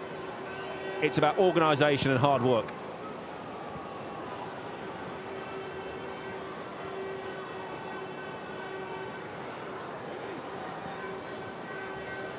The World Wide Web tells us you scored 3 goals at under-21 level.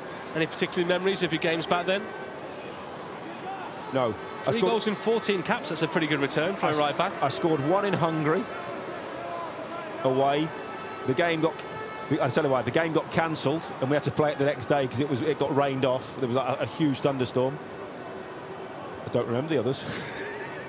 Well, that's what the internet claims. You might be worth digging them out.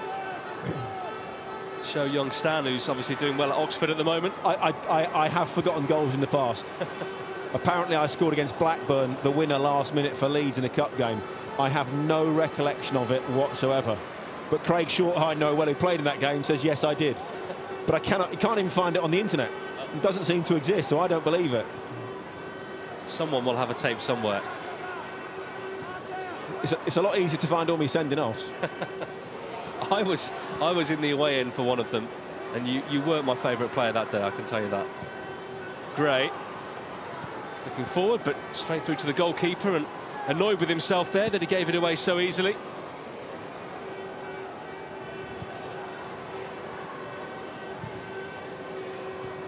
Gray slides it, well recovered, Dibbling. A bit more poise and purpose about his play. George, Dibbling, offside, it's not going to count. Into the net it goes, and a flowing move that it was too for England. But Remain SA denied a first goal for the 21s by the offside flag.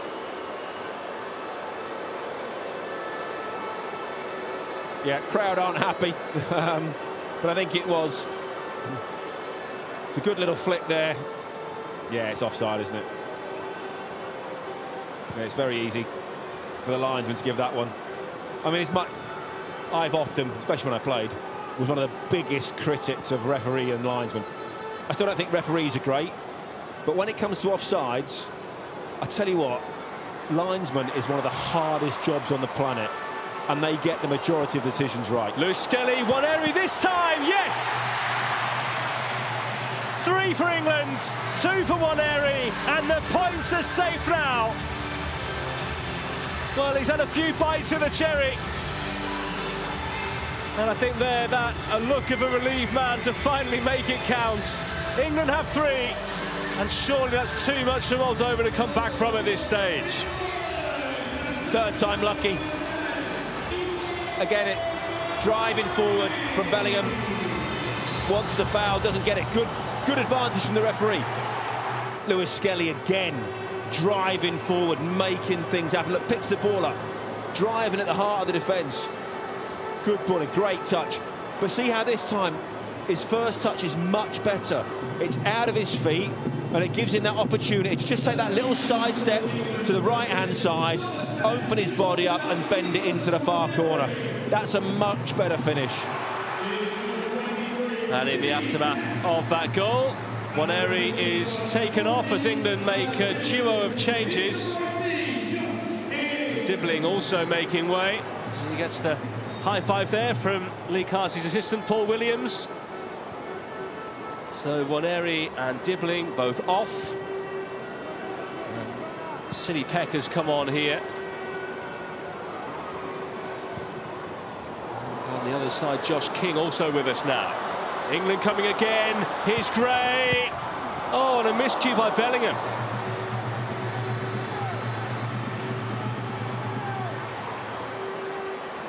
That goal could have really killed off Moldova. It could have zapped all their energy, all their confidence, all their belief. They've just got to regroup a little bit. I think this one is just behind Bellingham. I think maybe he sees it a touch late. The defender goes, has a swing at it and misses. It probably just takes his eye off it. Doesn't get the connection that he wants.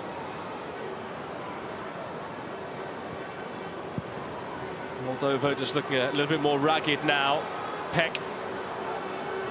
Bellingham trying to be clever. They've got to make sure they keep the back door shut. Moldova giving them a helping hand. Gray, Bellingham. They can keep moving it right to Lewis.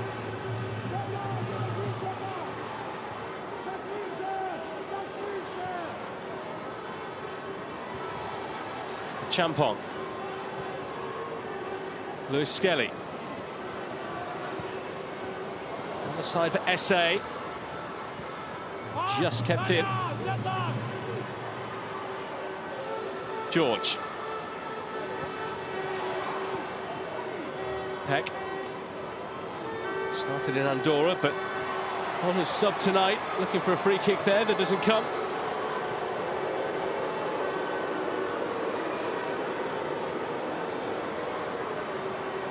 Moldova just got to dig deep now. Get through this next 5 minutes or so. Just regroup a little bit. It got a little bit ragged after that second goal, then the third one goes in.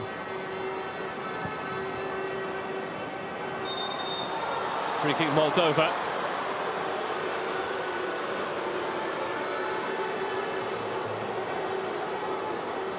Looks like there might be further changes from both benches very shortly. I understand Archie Gray's time might be nearly up.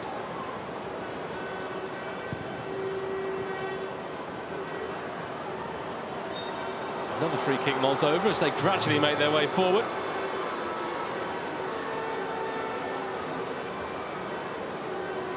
A little bit of action going on there. Looks like it might be a nice moment coming up for Kellen Fisher. Also a Norwich player, chance for him to put on an England shirt here at his home stadium. He was put up in front of the media yesterday and said how nice and refreshing it is to have a different kind of vibe here, as good as Norwich have been doing under Philippe Clement, who's really managed to turn the corner with them in this year. So I used to love playing for the 21s and the national team, even when I would go and I knew I wasn't going to play. At best I'd be on the bench or even in the stand at times.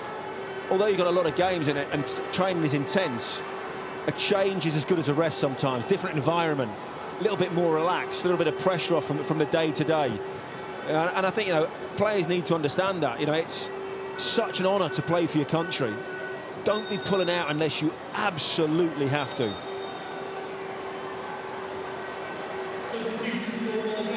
So Moldova making multiple changes. So they're going to take off Ivan Greminciu, who's had a few good runs down that left-hand side. So Greminciu off. I think it's now just giving players an opportunity, getting some fresh legs on, just trying to see out Moldova this last 10 minutes or so. And a huge roar for the arrival here of Kellen Fisher for England as well. Just his second cap for the 21s as Archie Gray goes off. That means a move into midfield for Rico Lewis to accommodate Kellen Fisher in his natural right-back berth. No frills, but a very neat and tidy footballer who the fans here love dearly. He was plucked from Bromley a couple of years ago and a regular fixture in the team here for the Canaries. Here's Lewis. Smart Cruyff. There is Kellen Fisher, who was urged to shoot with his first touch, no pressure. Peck.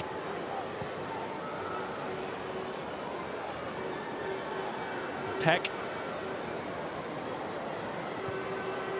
Fisher getting involved. Swings that ball in. It was a great ball as well, but no one advanced enough for Lee Carsley's side.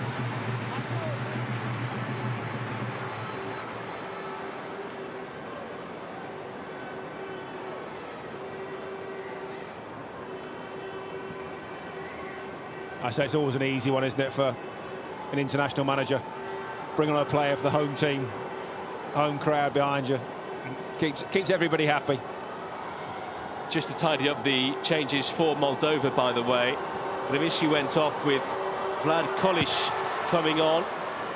Centre-back who looks like he might fill in at left-back here, and also introduced as well Nikita Karagiorgi, who plays in Italy's lower divisions as England come again and nearly score again.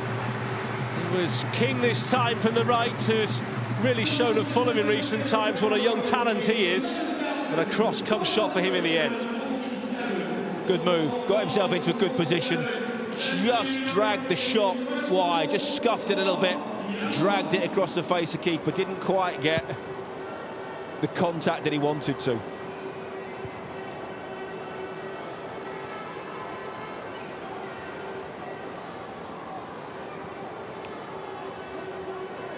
Bellingham, left there by George, nearly got it back from SA's elaborate back heel.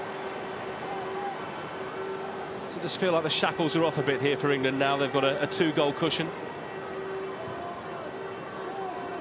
27 efforts in this game so far. And 7 goals against Moldova across the 2 games.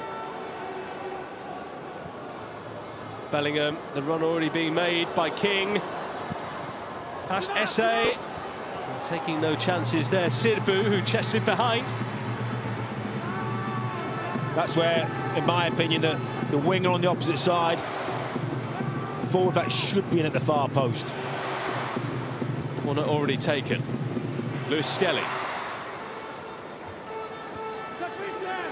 Fisher. King, not much of an angle, but he gets the ball in well! Beautiful header from Romain Esse. And England turning on the style now. It's taken a while to get going here at Carrow Road. But Moldova really being put to the sword now as England flex their muscles here in East Anglia. Moldovan defence at 6s and 7s. Tiredness, fatigue started to creep in. It's just a simple ball into the box. It's a straight ball. Nobody picks him up. That shouldn't really happen. It's just a complete lack of concentration. And it's a very, very simple header, Rede.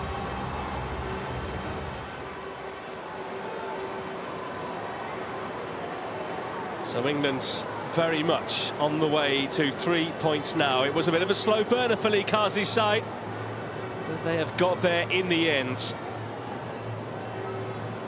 He's had a bit of a tough time coming into this international camp. He's become a granddad twice in the last month, and one of the grandchildren is living with him. I'm not sure what he's been eating either, but he's got a very red tongue, hasn't he, at the moment? That's some strong chewing gum. I mean, that's some powerful sweets he's on.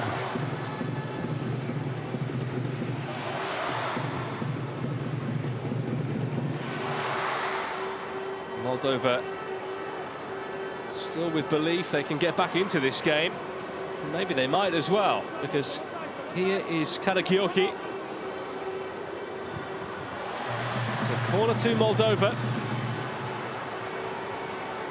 I think they'll take their time over this, allow the players to come up from the back, just to suck in a few breaths, try and get a little bit of energy for this last 5 minutes or so. Can they get another consolation?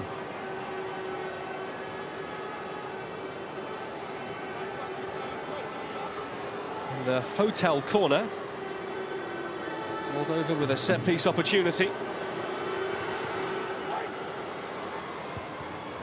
Ahead of a looping one, and Seppert into a flying push away. Still alive. Going forward again there was Chimasu. England free kick and a booking for Chimasu again. Yeah, shirt pull's always going to be the case there, isn't it? But again, Moldova causing a little bit of a problem from a set piece.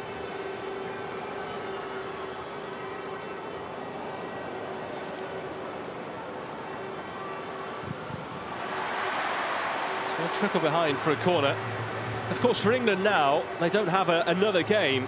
They're unlikely to play in June. They rarely do before senior international tournaments like the World Cup we've got this summer, but they play Kazakhstan at a venue which is to be confirmed at the moment on the 25th of September.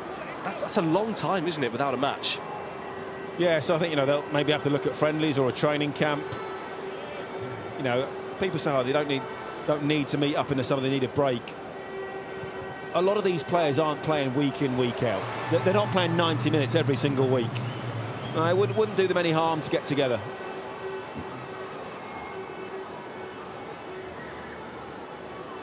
It's quite a lopsided FIFA calendar in the way you have the 3 international breaks, as things stand at least. That is to become 2 later this year in the autumn, before just the 1 in March and maybe 1 in June as well. But certainly no scheduled fixtures in this qualifying group. In terms of the way the group looks at the moment now, England are going to be 3 points clear at the top, ahead of Slovakia, having played the same number of games as them. Ireland played earlier on away to Kazakhstan and nicked it just a minute from time. They won by a 1-0 there. Kazakhstan the bottom side at the moment. Esse, Bellingham, Lewis. Oh, nice vision. Could be another. Oh, it so very nearly was for Esse. It's an unbelievable clearance off the line. I'm not sure how he's managed to do that, but somehow he's got his feet sort of tangled and still managed to clear it. I think Esse will be a little bit disappointed he doesn't score there.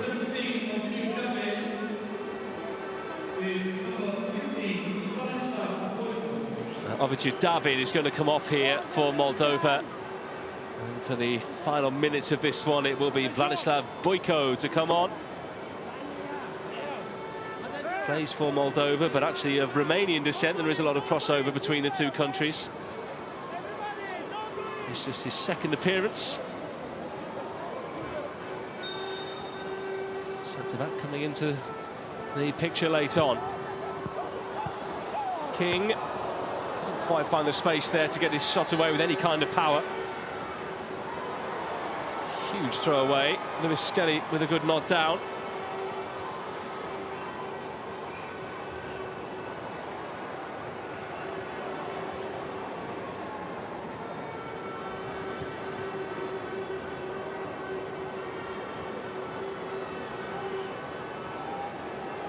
Phillips.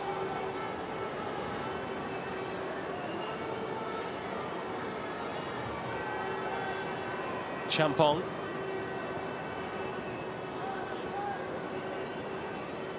Lewis. To Lewis Skelly. Peck. Job too many in the end.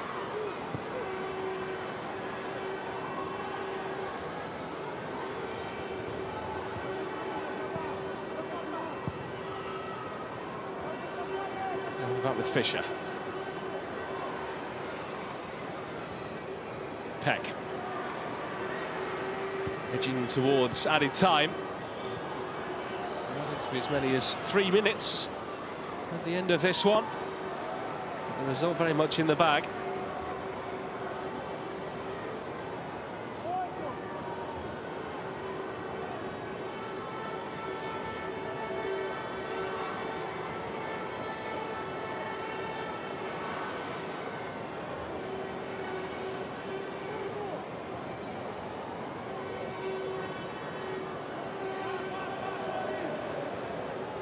Rico Lewis.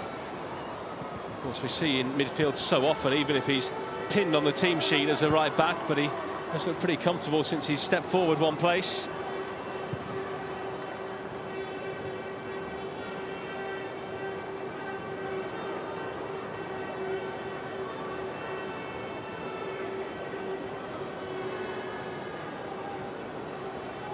Oblak's throw.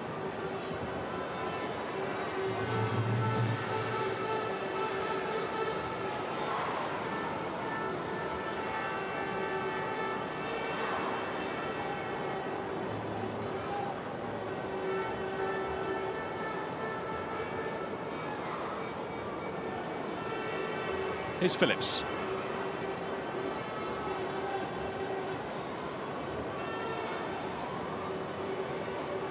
There's Skelly.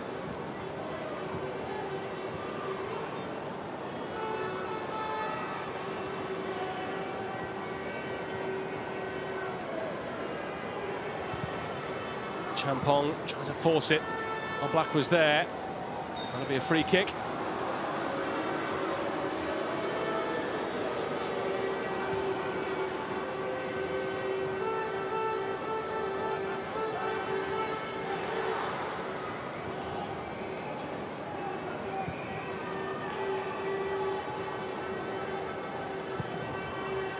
Forward there, but Lewis Skelly there for England.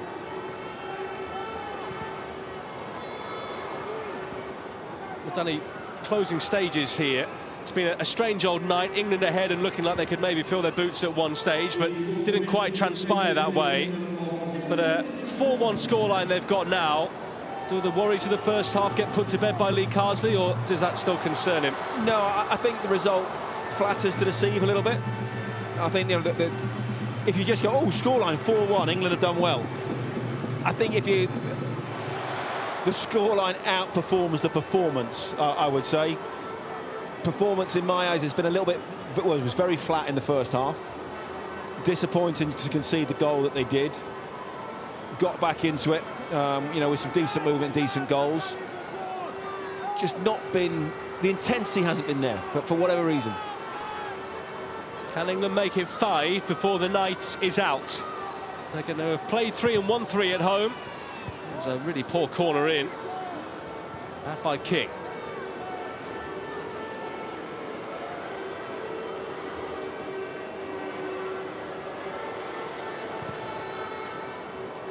Lewis Skelly. Here's Peck.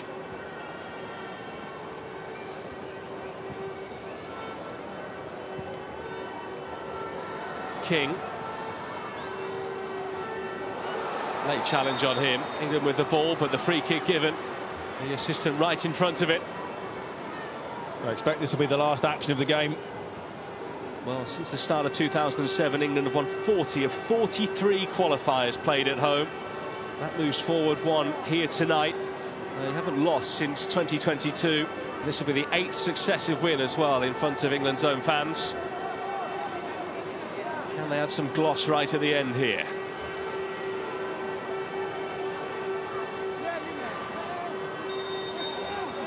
England with everyone bunched around the edge of the box if they're not in it. Peck with pace. Essay. There's a flag up for offside.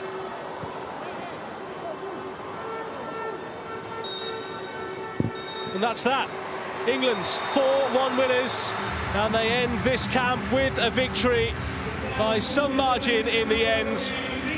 But there are some tired bodies out there, notably from Moldova, some of the England players as well, who've given a lot over the last few days against 2 dogged sides in Andorra and Moldova here tonight.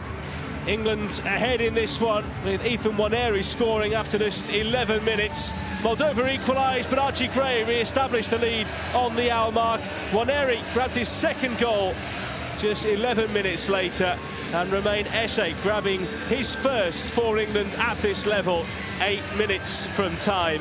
I think, as Danny was probably saying in commentary, the scoreline does flatter England a bit, but it's results that you deal in this sport, and England have the win that keeps them top of the group by 3 points ahead of their next game in September. They're on course to qualify again, remember, looking to make it 3 straight under-21 championship wins, and this group's slowly growing into a force.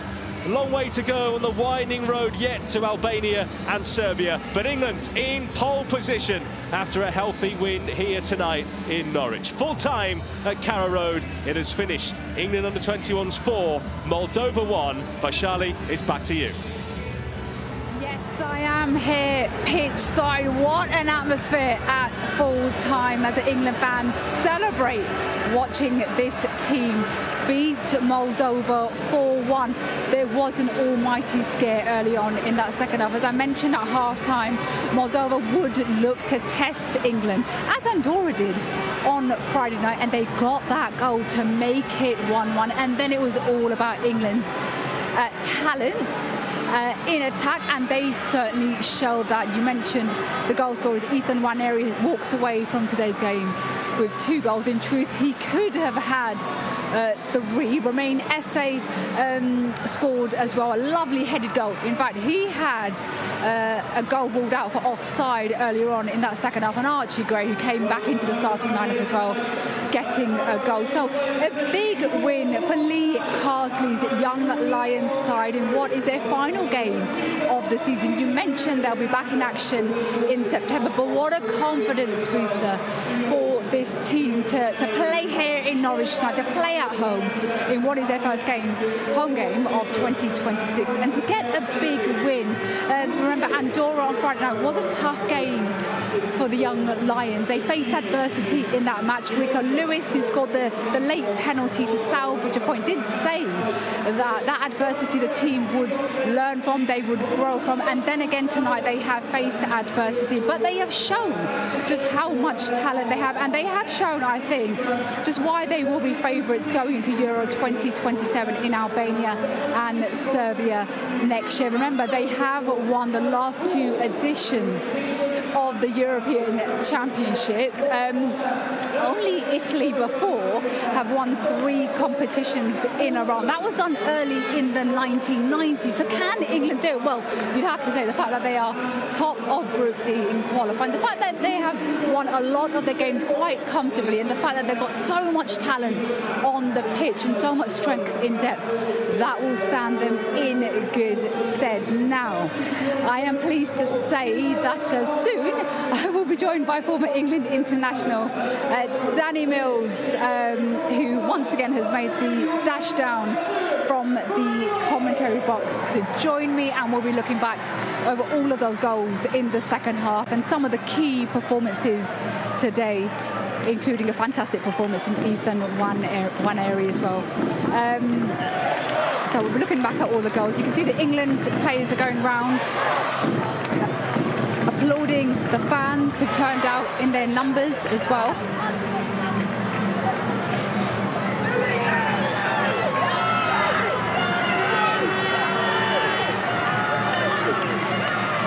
Okay, so you can see the England players behind me. They are applauding the England fans, the 11,000 England fans who have turned out to watch them beat Moldova 4-1 in the end. A great second half, isn't it, Danny, from England? Yeah, it was better. First half I was a bit disappointed with. You know, we spoke about it at half-time. I still think the scoreline flattered to deceive a little bit. You know, I think, 4-1, it probably wasn't a 4-1 performance. I would like to see a little bit more energy. Obviously, Moldova came back into it second half, early on, which was a huge surprise. I don't think anybody was expecting that. They barely got into the England half in the first half. And for a period after that, they put up a real good fight, and they caused 1 or 2 problems. But I think England, in the end, class showed, fitness showed, and just showed. the quality that England have is obviously hugely greater than Moldova. Yeah, absolutely. Obviously, England were leading the game at half-time, 1-0 thanks to Ethan Nwanery's goal. But we did see Moldova grow in growing confidence as that first half wore on, and then they came out for the second half and they scored that wonderful goal by Vasil Luchita, didn't they? It was a fantastic strike. I mean, I'm watching this, you know, substitute comes on, I'm thinking, he's going to shoot on his left foot, he's going to shoot on his right foot, and I'm thinking, oh no, he's missed his opportunity to at least, you know, get something, get a shot away. But it comes to the cheetah, and it's a fantastic finish. You think, is he going to shoot? No. They get the tackle in, it comes out to him, and he takes his time. It's a really cool, composed finish. I think he scored his first goal against Ireland earlier in the week, last week, just after the weekend. It was a fantastic finish. And for a spell after that, it gave them confidence, it gave them energy, it gave them belief. And England were rocked for a little bit. But, you know, it was a really scrappy passage of play. Yeah. What did you make of that goal from a defensive point of view, from an England defensive point of view? I'm always going to be biased, it's poor. But then obviously England got the other end and this happens. Yeah. And you know, it's again, it's not great from a Moldovan perspective. It's a little bit scrappy. But for one of the first time, probably the second time in the game, Tyler Dibbin goes down the outside, causes problems. First shot gets blocked. It comes out, and it's a good finish. You know, Archgate, sensible. He hits the target, and that's all that you can do. You know, with a bit of pace.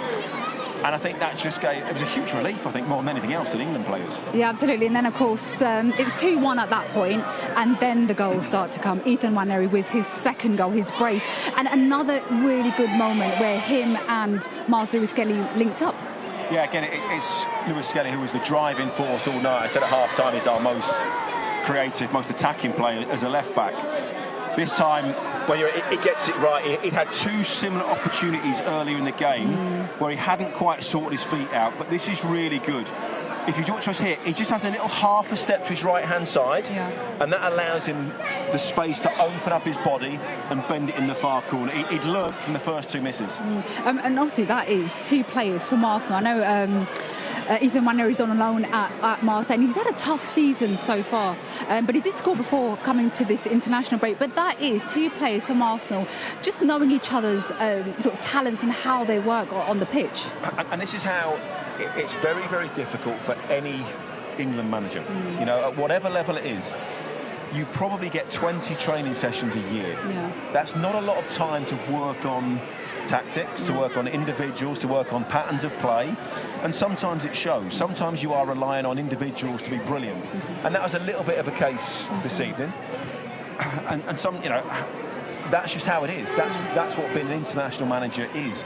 You don't get a chance to coach. They're simply, players arrive after a game, they're tired, they're on recovery. You then got maybe 2 or 3 training sessions at most, which are maybe an hour and a half long, to get across all your messages and to get that chemistry and that understanding of how each other are playing. So you're right, when you can get lots of players from the same team or that have played together before, that certainly helps the understanding. And then Romain Esse, he had a goal ruled out for offside, but he did eventually get his goal, and a lovely headed goal it was. Yeah, it's one of those, you know, he'll look back at it and think, well, he has to score. He'd have been very, very disappointed if he'd have missed. Not quite sure where the Moldovan defence had gone. I think, you know, I think they're taking a little break at this stage. It's just a straight ball. Look, dinked up into the box, and he finds himself in acres of space. It's a good finish because he keeps his eye on it, and he pops it into the far corner. But there's no defender around him for 3 or 4 yards. I mean, realistically, that shouldn't happen, but it's still a very, very good finish. And that goal shows, you know, the fact that Josh King, a substitute, sent that ball into a substitute Romain Esse. The fact there is a lot of strength and depth in this side. And there are players that aren't in this squad, you know, that are injured or haven't been called up this time around. I've said all along that England have always had, for many, many, many years, one of the strongest under-21 squads, because the senior team is very, very good.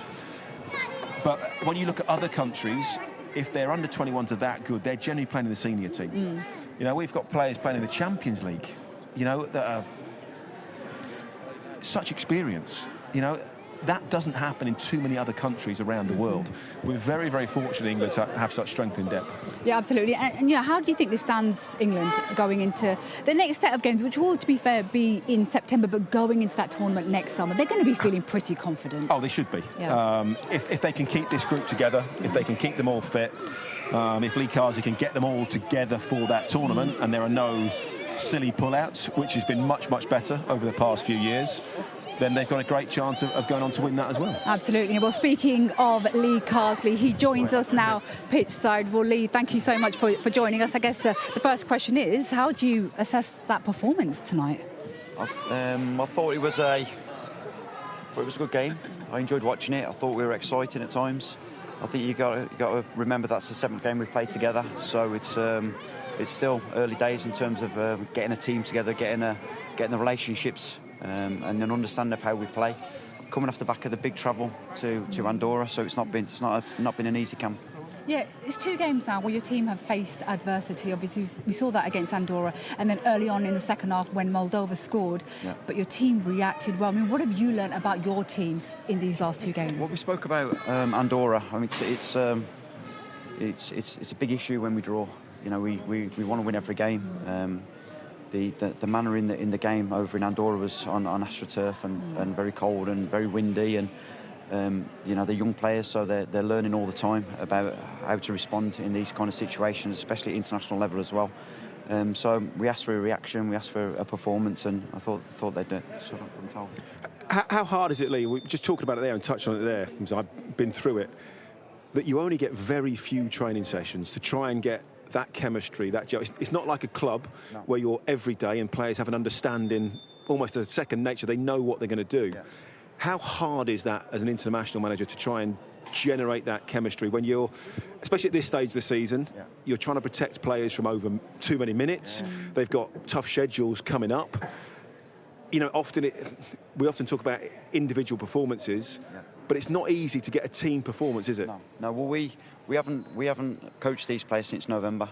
So you can imagine, as a coach, all you want to do is put on session after session and get them going again. But all these players need is a rest. So it's very conflicting, because I want to coach them and they need a rest. So we have to just coach them, run them into the ground. We have to get that balance. Club versus country. I'm country all the way. Yeah, the clubs are already doing that. So we have to make sure that we get that balance of rest, recovery, but then obviously the tactical as well. So we have to be quite strategic in how we coach the players and how much time we spend on the grass, and bearing in mind as well, they're young, so they need that time just to get their energy back. And I'd say we've probably done 4 grass sessions in the last 9 days. It's not a lot. So yeah, they should take a lot of confidence from the way that they've performed tonight. Got some outstanding talent. And you mentioned the confidence. I mean, you mentioned relationships earlier on. Yeah. We saw such great link-up play between Miles Lewis-Skelly and Ethan Wannery, which I suppose in a lot of ways is you know, to be expected, because they do play together at Arsenal. But you know, what does that do for you in terms of selections going forwards? Because you're seeing those sorts of relationships, and it produced 2 goals today. Yeah, well, I haven't got to worry too much because we don't play till September. So I think there's definitely enough time now for them for other players as well to put themselves in the pecking order. There's some, like I said, some great talent that we've got. Them 2 tonight I thought were outstanding. Like you say, there's a really good chemistry between the 2 of them. So yeah, hopefully we can keep developing these relationships all over the pitch. I think it helps sometimes when you play for the same club. We've had that before with the Man City players or the Chelsea players, that you definitely have a better understanding of what your teammate's going to do when you play regularly with them. But yeah, I thought them 2 were outstanding. I thought Miles Lewis-Skelly was superb. I thought he was one of the best players on the pitch. I thought first half, attacking wise, getting the ball, driving forward, he created a lot of opportunities. And I talked about a lot before the game. For these lads, a lot of it's about, when you're playing so-called lesser nations, it's about attitude and application. And bearing in mind, he's played in Champions League. You know, he's played senior internationals on several occasions. How pleasing was it for you to see him do that tonight? And how much can you say to the other players, look, this guy's been at a higher level and he's still putting in this sort of performance. That's where you need to get to. Yeah, well, I think we're very fortunate with the personalities that we've got within the under-21s. We've seen it with Lewis Hall, with Tino Livramento, with Rico Lewis. They show fantastic attitudes when they come back to play for the 21s. and they're great examples. And you see Miles's enthusiasm to get on the ball, to create chances, to then get back, to make tackles. You know, it's infectious for the whole team, and he was excellent on camp. He's been very good in both games, and I'm not sure the last time he would have played 2 90s in such a short space of time as well. So hopefully now that's sent him back to Arsenal in a stronger place. Absolutely. Well, Lee, it was a fantastic result today. Fantastic to see the team play so well in front of the England fans. Thanks so much. Congratulations. Thank you. See you in September. So that was Lee Carsley speaking after a big 4-1 win for England. And now I'm pleased to say that we're joined by Tyler Devlin. Tyler, well, how much fun was that to play in? Yeah, definitely. You know, those games are always fun because we have so much of the ball. And it's good, just like we can be creative, we can create goals, and yeah, it's good today. Obviously, you came on as a sub against Andorra. You had that big chance to win it at the ending of the game, but you started today. So how did you feel out there? Good. You know, it's been a hard season for me. I haven't started many games at Everton, so yeah, it's good to finally start a game and get some good minutes in my legs. But yeah, I felt good, felt sharp, and it was good. Bit of a scare though.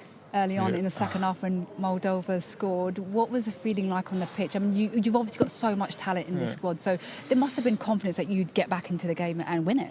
Well, yeah, of course, like the players we have on the pitch, you know, we can win games 4 or 5-0 at times, but yeah, we had a little scare, but we know the quality on the pitch, and yeah, we can score as many goals as we like. What was the message at half-time from Lee Carsley, the manager? Because it was a little bit flat, I think, first half. There was a lot of new players trying to all gel together. What was his message at half-time to just maybe up the tempo a little bit? Yeah, he just said to be more brave, really, and just proper go at them and be more direct to then take it on to 2-3. Although we had a little scare, we did that after. But so yeah, and you look, England, you've won all but one game now in qualifying. So how much confidence does this give the group of players? Because you've won the last 2 European Championships, you've got the tournament coming up next summer. You must be feeling pretty confident as a nation. Well, yeah, you know, the lads before us won it 2 years on the trot, so yeah, we're confident in the players we have, like you said. We've got an amazing group, so yeah, it'd be good if we can do it a third time. Yeah, absolutely. Well, Tyler, it's been great speaking with you. Congratulations on the win. Make sure you go and enjoy that. Oh, thank you. Thanks so much, Tyler. Cheers, thank you. So Tyler Devlin there speaking to us after a big win. He obviously started today, didn't he? He got his chance in that starting 11. What did you make of his overall performance? I thought he found it difficult at times. You know, coming inside all the time, it was where Moldova's low block was, running into bodies. I'd have liked to see maybe Lee Carsley put him on the left-hand side, go down the outside, make the pitch a little bit bigger, maybe give him a little bit more freedom. But I think wide players, I want to see them attack people, run at people. Miles Lewis-Skelly did that in abundance. He was fantastic. Yeah, absolutely. Tyler obviously didn't get his goal today, but there were plenty of goals for England as they remain unbeaten in their Euro 2027 qualifying campaign. That was their final game of the season. We cannot wait to see them back in action in September, though. For us right now, it is good night.